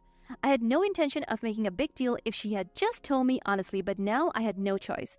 When I said I would go to the bank the next day to check the withdrawal history, Isabel, as expected, started to panic. "Don't do that. You probably spent it yourself and forgot. It's better not to embarrass yourself like that," she insisted, clearly not wanting me to see the records. But with my banking card missing, that was the only way to check. Finally, Isabel gave in. "Fine, I admit it. I just borrowed a little. I was going to pay it back with my pension next month." I couldn't stay silent any longer. This was theft, and it was outrageous to report borrowing money after the fact. And what made me even angrier was what followed. Hearing this, Robert laughed. "Mom, if you were in trouble, you should have just told me. Why did you buy a brand bag?" Isabel replied, "Well, I'm meeting old friends next week, like a reunion. I can't go looking shabby, right? So I bought it. I'll sell it after the reunion and turn it into cash." It somehow turned into a laughing matter. I couldn't find anything funny about it. The mother and son taking it lightly and laughing without any apology. I had reached my limit. Our relationship had always been strained. They constantly criticized the food I cooked and they never helped clean. Yet they arrogantly complained about me being an incompetent wife. I could hear Isabel gossiping about me on the phone with her friends bad-mouthing me. I didn't need to defend such people. At that moment, I felt as if I had broken free from some sort of brainwashing. That night, Robert said to me, I'll cover the cost of Isabel's bag, so don't make a big deal out of it. I know she feels bad about it.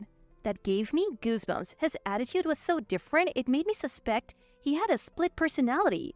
I had made up my mind. I'm leaving this house. Once I decided, I knew I had to act quickly. I started looking for a job. I didn't care about their complaints anymore. To live my life my way, I had to cut ties with them. So I went to the Employment Development Department to get a referral. I needed identification documents. But I didn't have a driver's license. I wasn't on Robert's insurance plan and had been paying my insurance premiums myself. I'm not proud of it, but I rarely get sick. I hadn't been to the hospital since getting married. Robert manages my insurance card, so I don't want to ask him for it.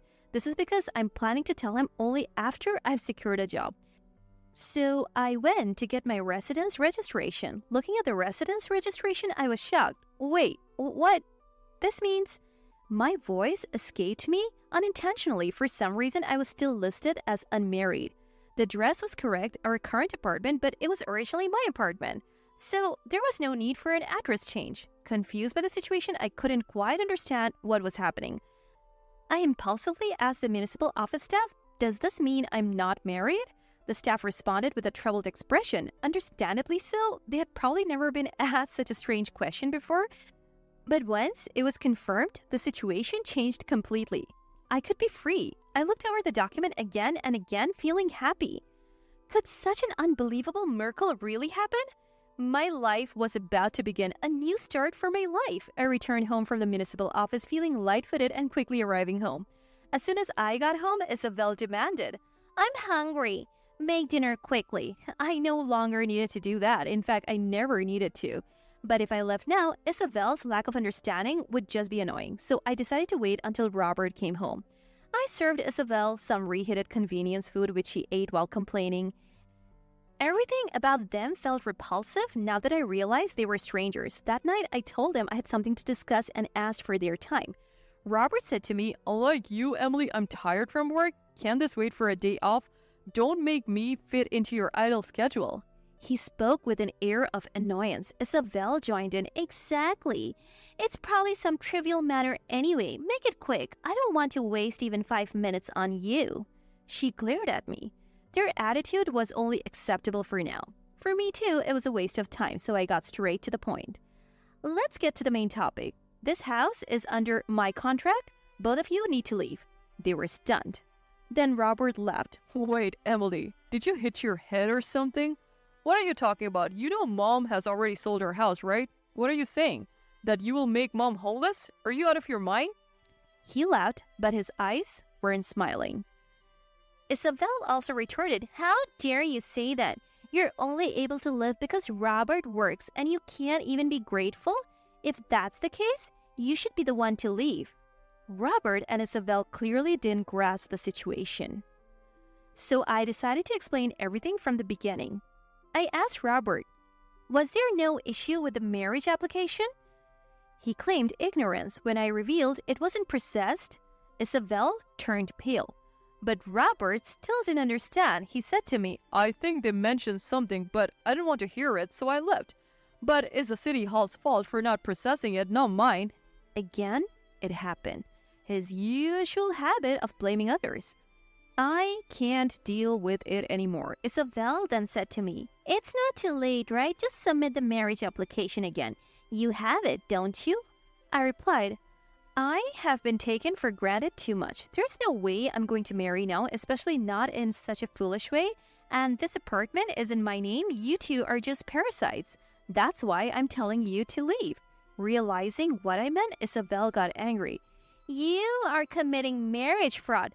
Living off my son's money while not being married, it's scary." It was all nonsensical. Again, I told them it was a waste of time.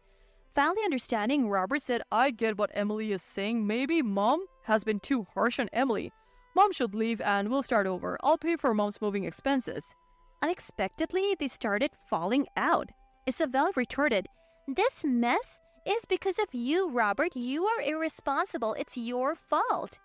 They started arguing. I had no interest in their family quarrel.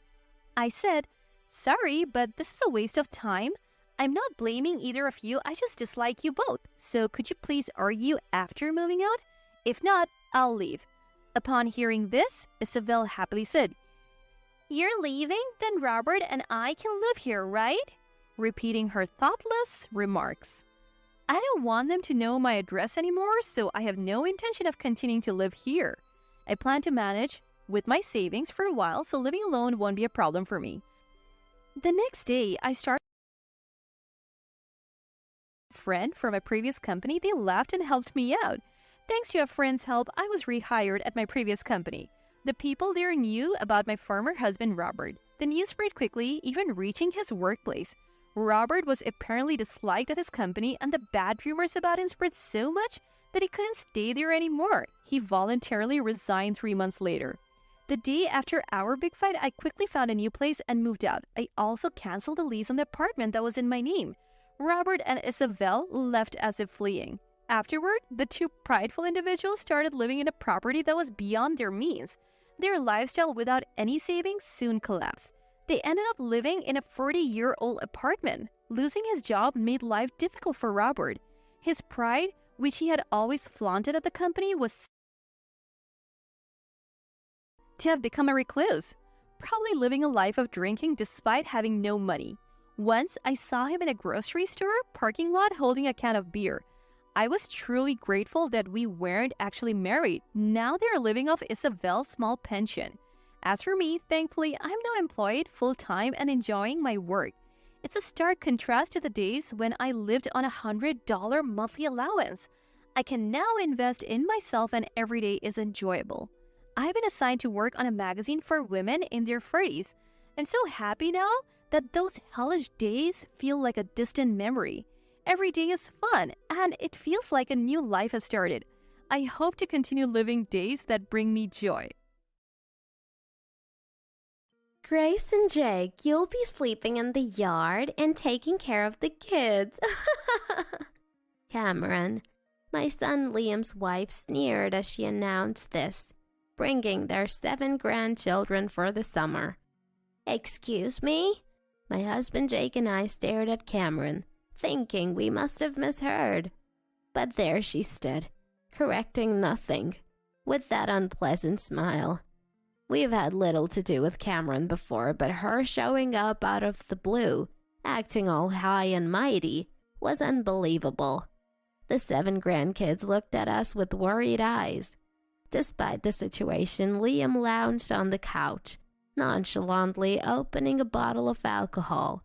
Jake and I discussed what to do next in our bedroom. Images of Liam, Cameron, and the grandchildren kept popping into my head. We've got to take action. I agree.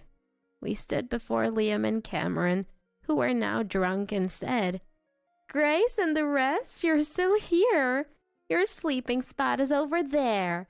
Frustrated but calm, I looked at Jake and said, Shall we go back to our own home?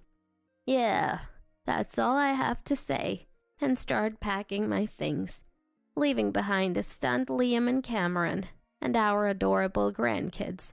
We quietly headed back to our original home. My name is Grace. I'm 74 years old. I've lived as a housewife since marrying Jake, but I have another side. I've found a serum perfect for skin. Ready for winter now. I post a picture of the serum on a well-known photo-sharing social media, and instantly, my post is flooded with likes. That's right. I'm a beauty influencer in my 70s, popular on social media. I've always been told I have beautiful skin and was interested in beauty, always searching for the right products. About 2 years ago, I started sharing my hobby on social media. Comments like, "Can't believe you're in your 70s," and my inspiration quickly spread, gaining followers from young girls to women my age. Now I even earn money by promoting products for cosmetic companies. Making money from my hobby has become my passion. Jake, once a singer, retired in his 60s but still loves singing, often going to karaoke or holding personal recitals. We, a couple, living for our hobbies, had no complaints about life. But one thing worried us. I wonder if Scarlett and the others are doing all right. I sighed, thinking of my granddaughter, a freshman in high school. We haven't seen them for 3 years now. I understand they're busy, but it's not just Scarlett. We haven't seen any of the grandkids in 3 years. They live in the next town over, close enough to visit any time. They seemed to like us, waving cheerfully the last time we met. I have an idea why they suddenly stopped coming around. To explain, I need to talk about my son. Liam, my only child, is 45 years old. He was smart, obedient child growing up, never rebellious, leaving me both happy and a bit sad. However, I was hoping that it would be fine as long as it grew well. But after graduating high school and starting work in construction, his behavior deteriorated. At the time, I didn't know, but his company was infamous for employing troubled youths in the area. Many of them would recommend the job to each other, so most employees were from that crowd. Since moving here after marrying Jake, I was out of touch with local issues, being a housewife and all. On top of that, since I was working as a housewife, I didn't even know about the companies that existed in the area. In hindsight, I should have advised Liam more on choosing his job, but it's too late for regrets. Possibly due to a delayed rebellious phase, Liam became increasingly difficult and stopped having proper conversations with us. I was surprised when Liam suddenly told me he was getting married 16 years ago. It was a hasty wedding because Cameron, Liam's wife, was pregnant. I was worried if Liam could handle parenting. But once Scarlett, our granddaughter, was born, she was so adorable that Liam's character hardly mattered anymore. After marrying, Liam and Cameron had more children, and we ended up with 7 grandkids. I never imagined Liam would become a big daddy, but all the grandkids were so cute, and Jake and I were overjoyed thinking Liam was finally showing some filial piety. The grandkids often visited our home, especially Scarlett, the eldest, who was always cheerful and caring towards her younger siblings. "Scarlett, take these sweets home. Share them with everyone." "Thanks, Grandma," she'd reply, happily clutching the sweets, distributing them to her siblings. "I'll be back soon." They always promised to return soon and usually did within a week. Our house seemed like a second home to them, which made me happy. However, our joy with the grandkids was abruptly taken away 3 years ago. The cause had to be their parents, Liam and Cameron. The last words from the eldest grandchild, "See you next week," had been bothering me. I knew they were sincere and wouldn't say such things if they didn't mean it. But I kept telling myself they must be busy or have other commitments. Then one day, Jake, looking sad, asked, "How are the grandkids doing?" After about half a year of their absence, I called Liam's house. "Hello? Liam, it's me." "Grace?" I called on a Sunday morning. Likely time for Liam to be home, but Cameron answered. She sounded annoyed, knowing it was me, which unsettled me. It's just a call to my son. There's no need for such hostility, I thought, feeling irritated. Cameron, hi. Is Liam there? Can you put him on?" "Liam's not at home right now." "Oh, is that so?" I wondered what he was doing out so early on a weekend, but then I thought to ask Cameron about the grandkids. "So, Cameron, I wanted to ask you something." I figured it was fine to inquire about the grandkids with Cameron, so I asked her why they hadn't been visiting lately. In an angry tone, "The kids are busy with school, so they can't come over to your house for a while," she said. "That's unfortunate. Busy is busy. I sighed, realizing there was nothing more to say.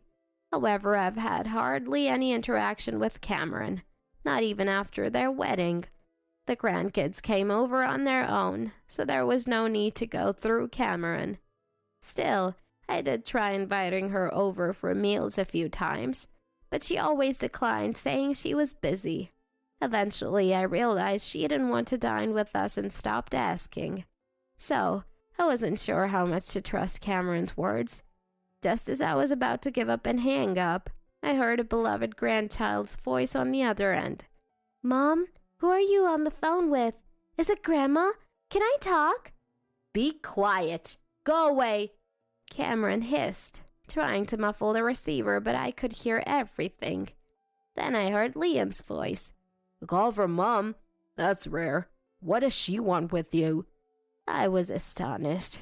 Cameron had just said Liam wasn't home. Confused by hearing my son's voice from the background, Cameron panicked. "Hey, you, go over there!" She sounded frantic, and then the call abruptly ended.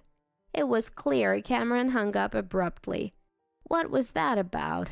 Liam was home, yet Cameron said he wasn't. And why were the grandkids refusing to talk to me? Surely a phone call shouldn't be a problem. The more I thought about it, the more Cameron seemed like an enigma.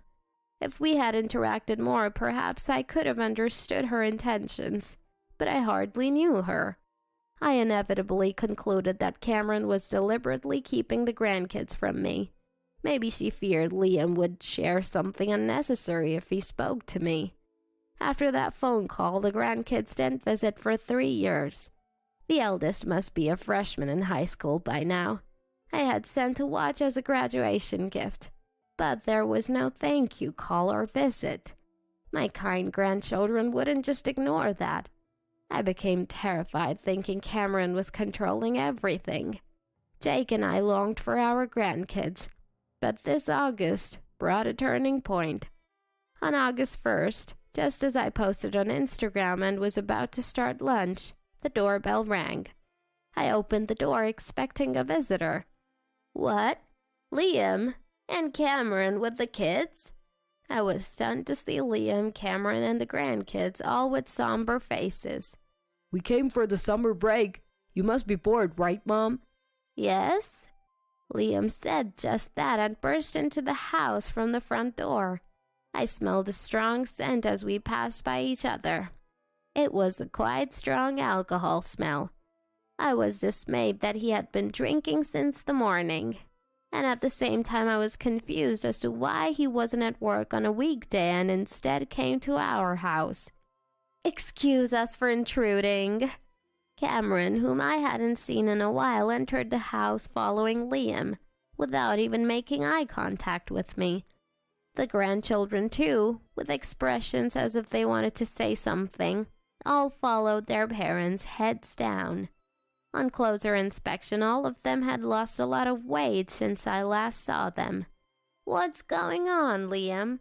Although I was happy to see my grandchildren, their gloomy expressions concerned me more, and I couldn't comprehend the situation. "What's all this about?" Jake, coming out of his study, was also taken aback.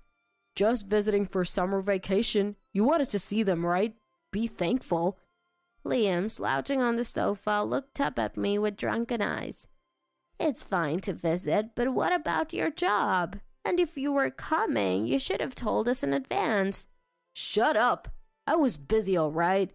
I realized my sensible words wouldn't get through to Liam as he raised his voice. "Grace, get us something to drink, will you? We're guests here." Cameron sounded annoyed, ordered me around. What on earth is going on?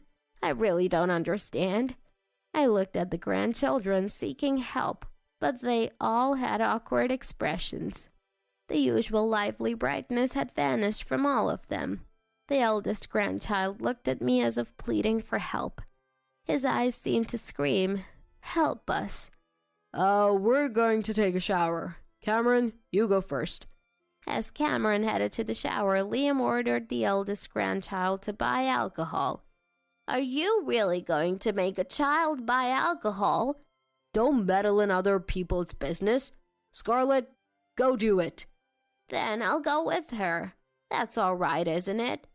Do whatever you want. Liam, drunk, grabbed a beer from the fridge and started drinking, seemingly uncaring as long as he got his alcohol. I followed Scarlett out. To Jake, keep an eye on the grandchildren, I requested and left the house with Scarlett. As soon as we were out, Scarlett burst into tears. Grandma, help! While comforting Scarlett, who was rubbing her nose, I asked her to tell me what had happened. Mom and Dad wouldn't let us come to Grandma's house. They threatened us, saying, "Do you know what will happen if we go? That's why we couldn't come to see you. I'm sorry." It was like that. Poor thing. It's okay. We're sorry for not knowing anything. The story Scarlett told was dreadful. 3 years ago, it turns out, Liam was fired from his job. Since then, he had been scraping by with part-time jobs, but that wasn't enough to feed a family of 9. He made the grandchildren do odd jobs to earn just enough for food, but they could only afford 1 meal a day. That's why all the grandchildren were so thin. Yet, Liam and Cameron didn't seem to have lost weight. They must have been eating well, while not feeding the children. This watch? I've always wanted to thank you. I've kept it with me all the time. It made me feel like you were protecting us. Saying this, Scarlett showed me the watch. The watch on slender Scarlett's wrist was as pristine as new. It showed how much she cherished it. Ah, how terrible. Scarlett had to endure all this. Thinking of how the grandchildren had been enduring it in front of their parents, I felt like crying. Please, Grandma, help us. Well, I'm fine, but I want to help the younger ones. I embraced gentle Scarlett's shoulder and nodded at her. Yes, I'll definitely help. Can you wait just a little longer? Okay. I immediately relayed the story I heard from Scarlett to Jake over the phone. Jake was furious. "What is this?" he exclaimed. After that, "We're in a bad situation here too. Come back quickly." Scarlett appealed to me with those words. Hearing this, Scarlett's face turned pale. Mom and Dad are doing something to my sisters again. That's terrible. Let's hurry back. After finishing the errand for Liam, we hurried back home. Upon returning, an unbelievable scene unfolded. Liam and Cameron were sitting on the sofa, greedily eating snacks and drinking alcohol. Beside them, the third grandchild was massaging Liam's shoulder and arms. The younger grandchildren were cleaning up empty cans. The second grandchild was being forced to make appetizers in the kitchen. And there stood Jake, frozen. Whenever Jake tried to move, Cameron, with a devilish face, would wave the remote control on the table in front of the youngest grandchild's eyes. "What are you doing, both of you?" I couldn't help but raise my voice in shock. Hey, you're finally back. Took you long enough. Bring that here quickly. Liam ordered Scarlett harshly. Immediately, the eldest grandchild said yes and brought the alcohol they bought to Liam. "Grace and Jake, you guys can sleep and stay in the garden. Take care of the kids." Recognizing me, Cameron instructed with a condescending smile. "What?" Jake and I stared at Cameron, thinking we must have heard wrong. But she didn't correct her statement and just kept that unpleasant smile. The 7 grandchildren looked at Jake and me with anxious eyes. Though shocked, we ignored Cameron's words, but the subsequent actions of Liam and Cameron were terrible, with the groans of the grandchildren echoing through the room. Realizing the situation was getting worse, Jake and I discussed the next steps in the bedroom. The faces of Liam, Cameron, and the grandchildren kept coming to mind. We have no choice but to take action now. That's right. Nodding in agreement, we stood in front of Liam and Cameron, who were getting drunk. "Grace, you're still here? Your place to sleep is over there." ordered by a drunken, foul-smelling Cameron. I looked at Jake with a serious face and said, "Shall we go back to our parents' home?" "Yeah." Leaving behind a surprised Liam, Cameron, and the dear grandchildren, we started packing our things, rushing silently back to our family home. Grace, what's this? At least let us know if you're coming back. Jake, it's been a while. Long time no see. We arrived at my family home to be greeted by my father Joseph, who was muttering under his breath. Despite his words, his mouth curled up in joy. Grace's family home is always so luxurious. Not really. Jake looked around the house impressed. Despite my modest response, my house was incredibly spacious and luxurious, something I couldn't mention to others. All thanks to my father, who at 95 years old is still an active violinist touring the world. There's hardly anyone abroad who doesn't know him. My father likes Jake, a former singer, but due to his busy schedule, they rarely meet. Today was their first meeting in years. However, what brings you two here so suddenly? Sorry, we had to return suddenly. Didn't have time. What happened? Well, actually, I began to tell my father about Liam, Cameron, and the grandchildren. As I spoke, my father frowned occasionally, pained by the story. It was too hard to tell, so occasionally Jake continued for me, explaining everything to my father. My grandchildren and great-grandchildren went through that. Understood. I'll do something about it. Really? Yes, but for that, Grace, you need to gather evidence of Liam and Cameron's wrongdoing.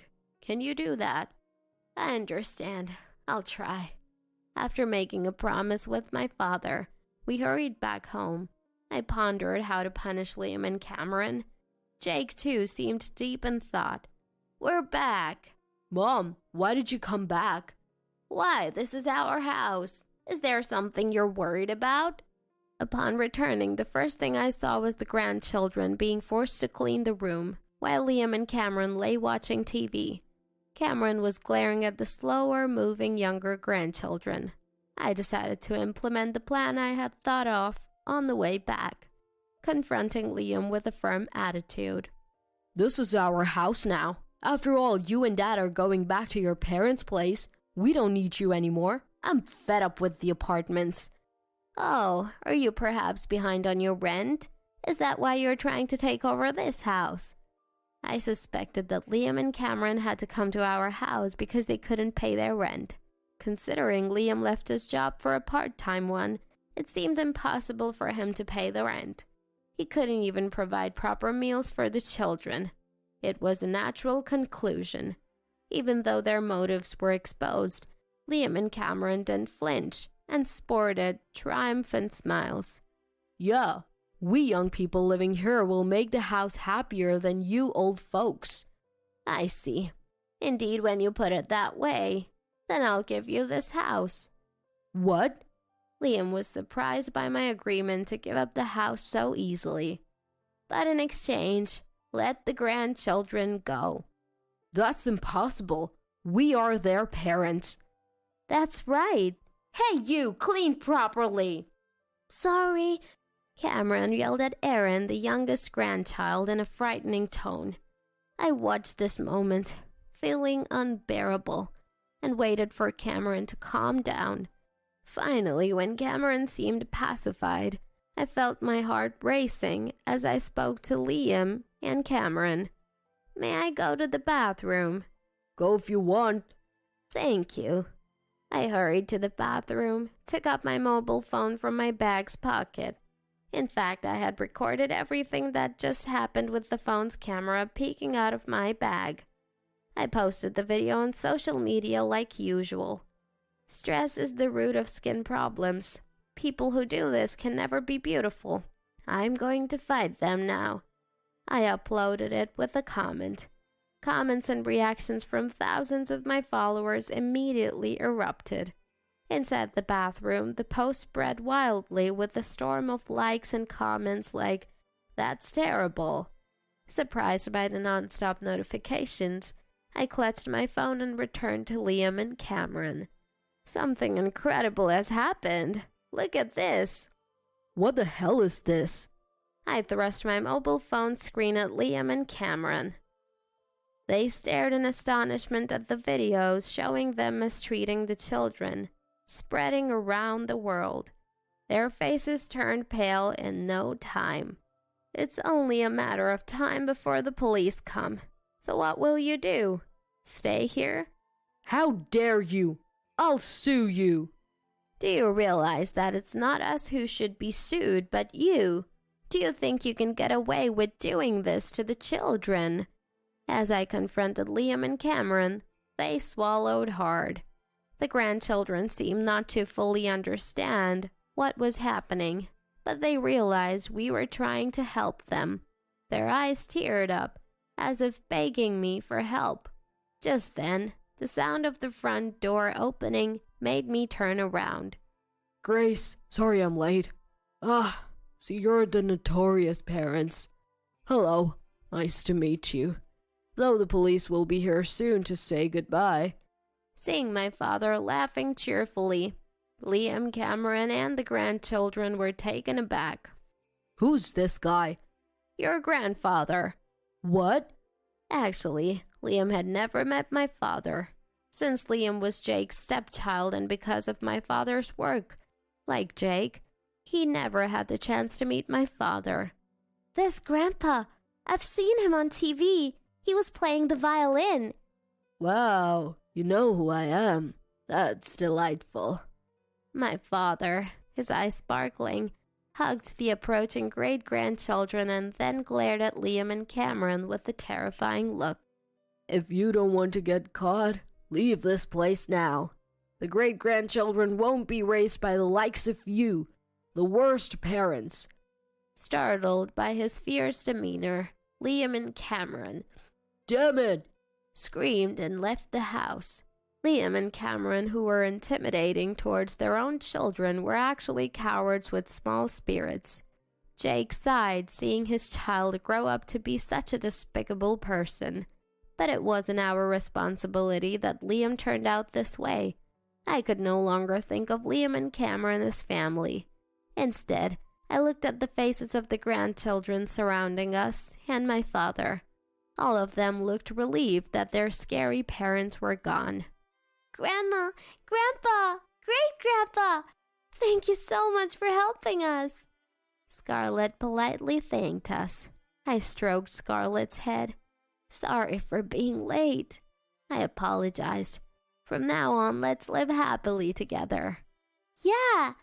Later, the video I posted of Liam and Cameron spread rapidly, causing a stir worldwide by trending on social media. The police didn't ignore this, and Liam and Cameron were arrested for assault, now in prison. Meanwhile, Jake and I decided to move into my father's house, following his invitation. It seems he's thinking of retiring soon and wants to spend his twilight years leisurely with us. Of course, the 7 grandchildren are with us too. Jake and I were overwhelmed with joy to live with the grandchildren. My father seemed happy too, surrounded by his great-grandchildren. We, the couple, are working to adopt all 7 grandchildren. We're looking forward to becoming their real parents soon. Our old home will likely be occupied by Liam and Cameron when they get out of prison. In fact, there was still a mortgage on that house, so I secretly changed the debtor's name to Liam's. A little revenge. I hope they'll work properly and pay off the mortgage. Grandma, your skin is so beautiful. What cosmetics do you use? Thank you. I'll show you. Recently, Scarlett, who started showing interest in makeup, came to me. I began a cheerful conversation with my grandchild, holding the skincare products and cosmetics I collected. The other grandchildren also gathered around, listening to my stories with shining eyes. Just being able to see their smiling faces makes me happy now. My name is Kathy. 2 years ago, I got married. and I've been living a life respecting my husband Mason's wish to enjoy our time together. Things are going well at work, and as a working mother, I'm living reasonably happily. Mason and I work at the same company. He was a junior colleague. I didn't notice it, but he was handsome and popular. When we decided to marry, everyone was surprised. I joined the company right after high school and have built a respectable position recognized for my work. So I didn't have much yearning for marriage and was often joked about for dedicating too much to my job. But Mason, this popular younger man, pursued me intensely. Though it troubled me due to our superior-subordinate relationship, I had little experience with men and ended up marrying him. Yet marrying someone I loved was a daily joy. The problem was with my in-laws. Right after getting married, my mother-in-law, Serena, was quiet and reserved, hardly speaking. She followed the anachronistic beliefs of my father-in-law, Harrison, who thought women should be modest and devoted to their families. So when I went to the family meeting at my in-laws, Harrison made me uncomfortable. Seems like these days men are doing housework, but you're working by choice, right? My choice? Well, as I have been at the company longer and am in a higher position than Mason, earning more, I planned to continue until we had children. But if I explained, it might seem like I was belittling Mason, so I was at a loss for words. What? You mean you're worried because Mason's salary isn't enough? Managing the household is one of a wife's duties. Managing the household? Well, I've never had to trouble my wife with finances. It's my decision. I felt anything I said would complicate things, so I just agreed. Then Harrison, as if waiting for this moment, began talking triumphantly. Right. My son is capable enough. Since you're working because you want to, make sure it doesn't interfere with Mason's work or household duties. He laughed heartily while Serena, diligently making tea so it wouldn't get cold, impressed me with her dedication. However, a year later, Harrison passed away from a heart condition. Dad, how could this? His trembling figure at the funeral was painful to see. His passing was sudden and early by today's standards. Mason was deeply grieved and lost his spirit for a while. It's a shame about Harrison's sudden passing. Yeah, Mom has always followed Dad's words. I'm worried about her being alone. Mason, concerned for Serena, suggested we move closer. That's true. Seeing Mason so distressed, I couldn't strongly oppose the idea. So we moved from a 30-minute train ride to a 10-minute walk to a new apartment. I thought living close to the mild-mannered Serena wouldn't cause any problems. Mason seemed relieved, so it was better than living together, I thought, and easily agreed. But after a while, Serena, no longer in Harrison's shadow, revealed her true nature. Serena, now that we're close, let me know if you need anything. I said this when I went to greet her after moving, but her response was shocking. What do you mean by anything? Do you think I'm helpless without Mason's father? No, I didn't mean. Or are you glad that noisy Harrison is gone? What a heartless daughter-in-law. Serena got angry over something I never said. She was so loud that Mason, who was in another room, rushed back. Mom, why are you so upset? It's bad for your health. Oh, Mason, Kathy was terrible. She said she's glad Dad is gone. What? Mason looked at me in disbelief, but of course I immediately shook my head vigorously in denial. Can't say it in front of Mason. Mom, Kathy wouldn't say something like that. You're tired. Let's rest in the other room. Mason defended me, but then took Serena to another room. I stood there, unable to do anything, until I got a message from Mason. He said Serena was still upset and asked me to go home first. Feeling helpless, I returned home. Later, after dinner and a bath, Mason came back. Sorry about today. I know you wouldn't say that. Do you think Mom might have dementia? I was relieved you believed me. Dementia? Maybe it's just confusion from losing Harrison. I was shocked to suspect dementia in Serena on the day we moved and felt uneasy about our life here. Since that day, my married life began to crumble slowly. Sorry about the other day. Have this, Serena said a few days later, her tone kind as before, bringing me some food. No, it's okay. You've been through a lot. How about some coffee? It's fine. I just stopped by quickly. I'll leave now. I tried to invite her in, but surprisingly, she refused. Exhausted from the unfamiliar commute and neglecting housework, I felt relieved and checked what she brought. The vegetables were wilted, the root vegetables soft and rotting. The snacks were expired or expiring that day. Mason came home late from work, looking a bit grumpy. What's wrong? Bad day at work? Since our marriage, we had been transferred to different departments. My position was unchanged, but Mason had more overtime in his new department. No, did Mom visit today? She called upset because she couldn't come in, even though she tried so hard with her sore legs. Irritated, I told Mason the truth while trying to hide my annoyance. I invited her in, but the things she brought were spoiled or expiring. Why does it always seem the opposite of what she says? I was exasperated with Mason's indifferent attitude, but didn't want to push too hard, fearing he might suspect dementia again. I dreaded the thought of him wanting to live with Serena, making our lives even harder. We ended the conversation awkwardly, but Serena kept bringing inedible things every few days. Often, she hung them on the door when I wasn't home. Sometimes birds scattered them at the entrance. Cleaning up after a tiring day was just more stress.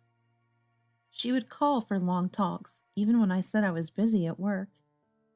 After half a year, I adapted, setting up a delivery box for Serena and replying by email instead of phone calls. But then, near the fiscal year's end, I realized I hadn't updated our bank book. It was for a savings account we planned to use for a house or children, automatically funded by my salary. Excited to see the balance, I went to update the bank book. But it only showed the last month's deposit. I hadn't withdrawn anything. Reluctantly, I knew who might have taken it. I went to update the bank book today. Why? Why? We should at least talk about it. It's our money, right? I confronted Mason, who came home late from overtime, at 10 p.m. in the living room. Actually, I found out Dad had debts after the funeral. I was going to talk to you, but with the issues with Mom, it was hard. It was about half. Half? My savings from before we married should have made it around $40,000. And now only $2,000 from last month is left, even though I contributed more. Then, more issues came up. Dad said he never let Mom want for anything. But she never got to go buy clothes or anything, so I felt sorry and bought her some. Living on just a survivor's pension is hard. I'm not angry about helping. I get wanting to help your parents. I'm upset you kept it a secret. Sorry, I'm sorry. Let's live separately, to talk things over calmly about our future. I'm sorry. Leaving a tearful Mason behind, I gathered my packed bags and headed to a business hotel. I disliked Mason giving away money without consulting me, but I couldn't bring myself to divorce him because I loved his kindness. I just needed time to think clearly. After leaving, I lost my appetite and felt unwell, but Mason seemed cheerful when I saw him at work. Strangely, he didn't try to contact me. Instead, I received a call from Serena. Just because you earn a lot, you blame Mason for taking a little. If you want to divorce, just do it quickly. We don't need a stingy wife like you. I was cut off after Serena said her piece, but I couldn't understand why I was being scolded for helping. I tried to tell Mason about Serena's interference, but he didn't answer his phone, even though it was his day off, remembering he once mentioned debt collectors. I worried and went to check on him at home. Just then, I saw Mason entering the house. Mason? But I couldn't bring myself to call out to him. Next to him, smiling, was a beautiful woman, Karen, close enough to look like a loving couple. Moreover, I had seen the woman before. She was the wife of our company's president, Mr. Roger. A kind man, like me in the past, dedicated his life to the company and married late, with a significant age difference with his wife. Why are you here? What's going on? I'm sorry. Serena? Though they had already entered the house, Serena suddenly appeared behind me. I followed her to a nearby cafe, a place filled with memories for us. I have something to apologize for, but it's a harsh truth for you. Do you want to leave as if nothing happened, or hear me out? Serena, speaking differently, seemed like a different person, looking at me with determined eyes. I can't pretend I didn't see anything. As I looked up at Serena, she nodded and told me everything. There must be a fact that he was having an affair. The reality was beyond my simple expectations, so unbelievable that I didn't want to accept it. I never wanted to mistreat you. I've always been controlled by Mason's father. On the day of the funeral, I thought Mason was crying, but when I looked closely, he was smiling, saying he was finally free. Serena had been acting on Mason's instructions since then. She said she couldn't bear it anymore, hoping I would escape. Despite my situation, I chose separation over divorce, showing how much I loved Mason. So she decided to end it, thinking I would call Mason if she said something terrible. She knew about Karen and predicted I wouldn't get through to Mason on the phone and would come to the house. If I hadn't, she had another plan to bring Karen out. Embarrassingly, I had acted just as Serena expected. She told me many things, but the Mason I thought I knew might never have existed. The betrayal and memories at the cafe haunted me. And the memories of the cafe and the story of the betrayal were alternating in my head. After hearing everything, I was more enraged than saddened, vowing never to forgive them. I started preparing to take back my life. Grateful to have a job and financial security, I began by gathering information and stopped a transfer to our joint account for living expenses. Hey, I noticed this month's money wasn't deposited. There are bills to pay. As expected, Mason, who hadn't contacted me until then, called me, sounding embarrassed and presumptuous. Strange, isn't it? Maybe there's a mistake. I have things I want to discuss, including that. You must be in trouble without the money, right? I'm busy this week, but I'll bring it next week. Wow, really? Thanks. I'm looking forward to seeing you. After hanging up the phone, I found myself shedding tears. I've decided this will be the last time I cry over Mason. No more tears from now on. Correct, it's next Saturday. Got it. I'll join you. I reached out to Serena, my lawyer, and others who would stand by me, waiting for the day to come. The day arrived with clear skies. With Serena and my lawyer, I headed to Mason's house, documents in hand. Kathy, it's been a while. Thanks for coming. Mason, opening the door with a warm smile, seemed ready to embrace me, but froze seeing Serena and a stranger. We've heard everything. This person is our lawyer. Let's talk. Ignoring Mason's confusion and hesitation at letting us in, I sat at the dining table where we used to eat together. What do you mean heard? A lawyer? You want to divorce your beloved me? Mason approached me, a mix of annoyance and affection in his voice, which made me laugh. It's almost funny, isn't it? Saying you love me without realizing you're being deceived? Mason was taken aback by my laughter, but quickly glared at Serena. You betrayed your own son? Betrayed? I took responsibility as a mother. I was shocked to learn you'd been cheating with Karen, even before we married. Using me as a cover and for money? And when Harrison was gone, you made it easier to see Karen by pushing for a separation.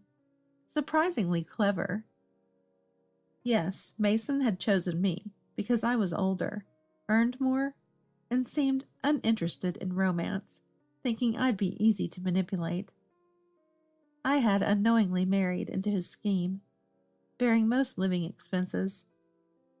Mason's salary was mostly his allowance, but we managed without kids, and I thought savings were happening automatically. Yeah, I was scared by how well it worked. What an easy woman you were. Realizing he couldn't deny it, Mason brazenly admitted everything, laughing mockingly. So, you admit to these facts. Our demands are compensation in the divorce proceedings, repayment of embezzled funds, and signing the divorce papers. But when the lawyer presented our demands, Mason's face turned bright red with anger. Compensation for the divorce trial? Staying with a boring older woman like you? I gave you the dream of a lifetime. He sneered those words mockingly. Happiness? Cheating on me? Stealing money? Letting Serena harass me? And taking away my time? Serena had always been tormented by Harrison's character, who was also irresponsible with women. She was trapped in an arranged marriage between families, unable to escape due to the times. After Harrison passed away, Serena thought she'd be free, but Mason started ordering her around, taking over Harrison's role.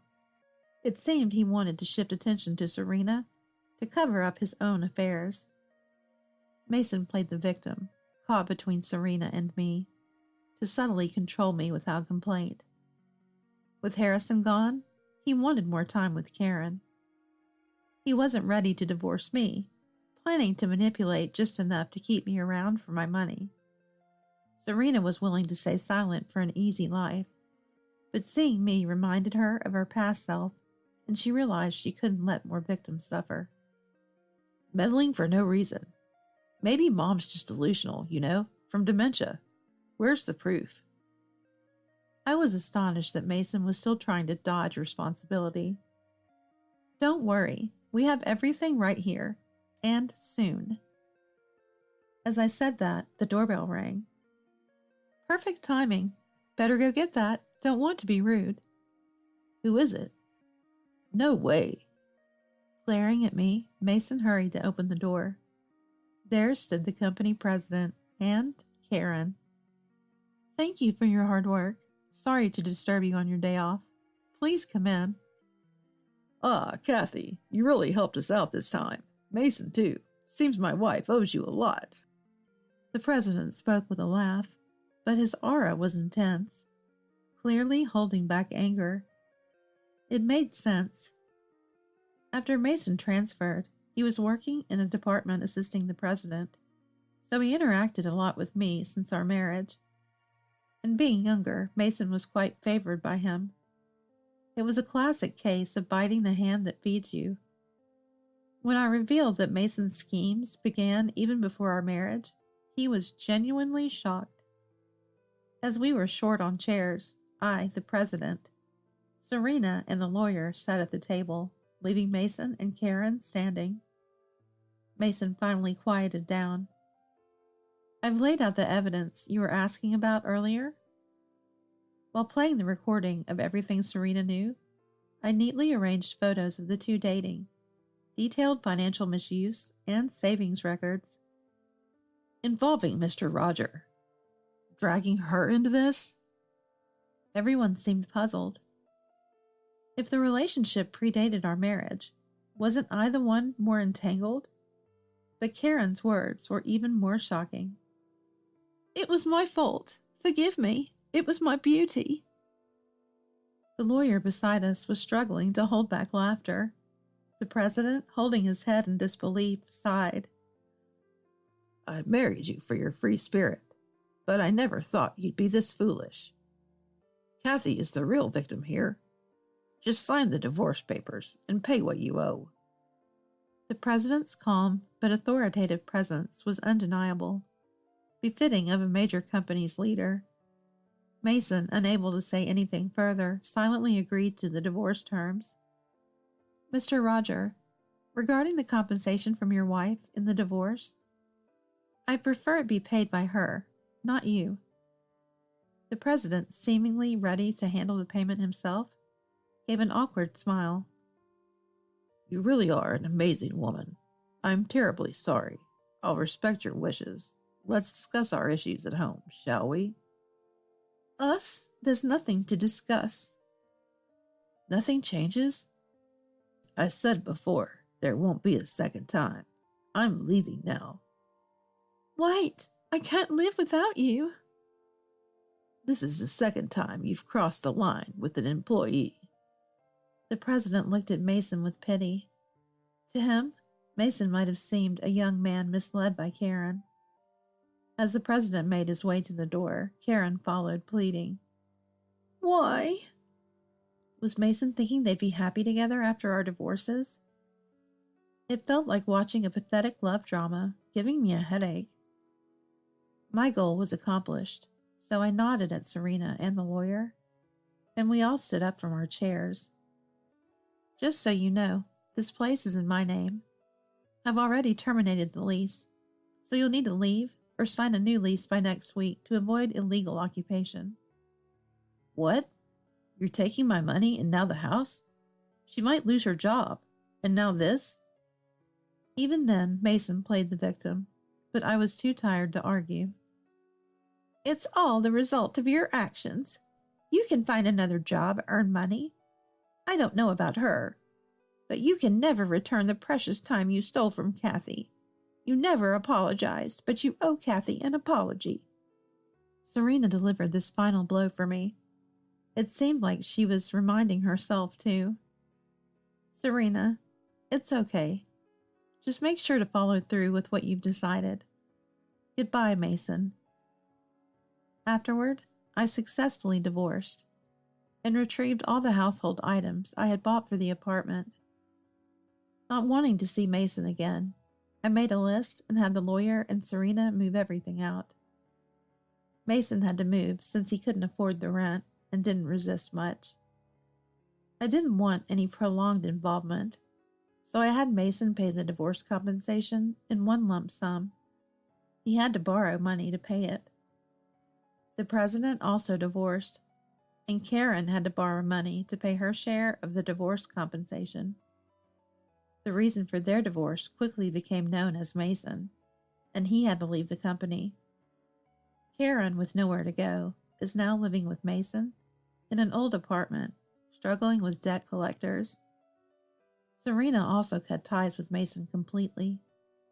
She sold her in-laws' house without telling Mason and moved near mine, working in housekeeping using her skills. Whenever we meet, she apologizes first, but I'm grateful to her. If Serena had given up, my situation could have been worse. I'm wary of marriage now, but I hope to find a mutually supportive partner if the chance comes. Until then, I plan to repay the president who helped me by focusing on my career.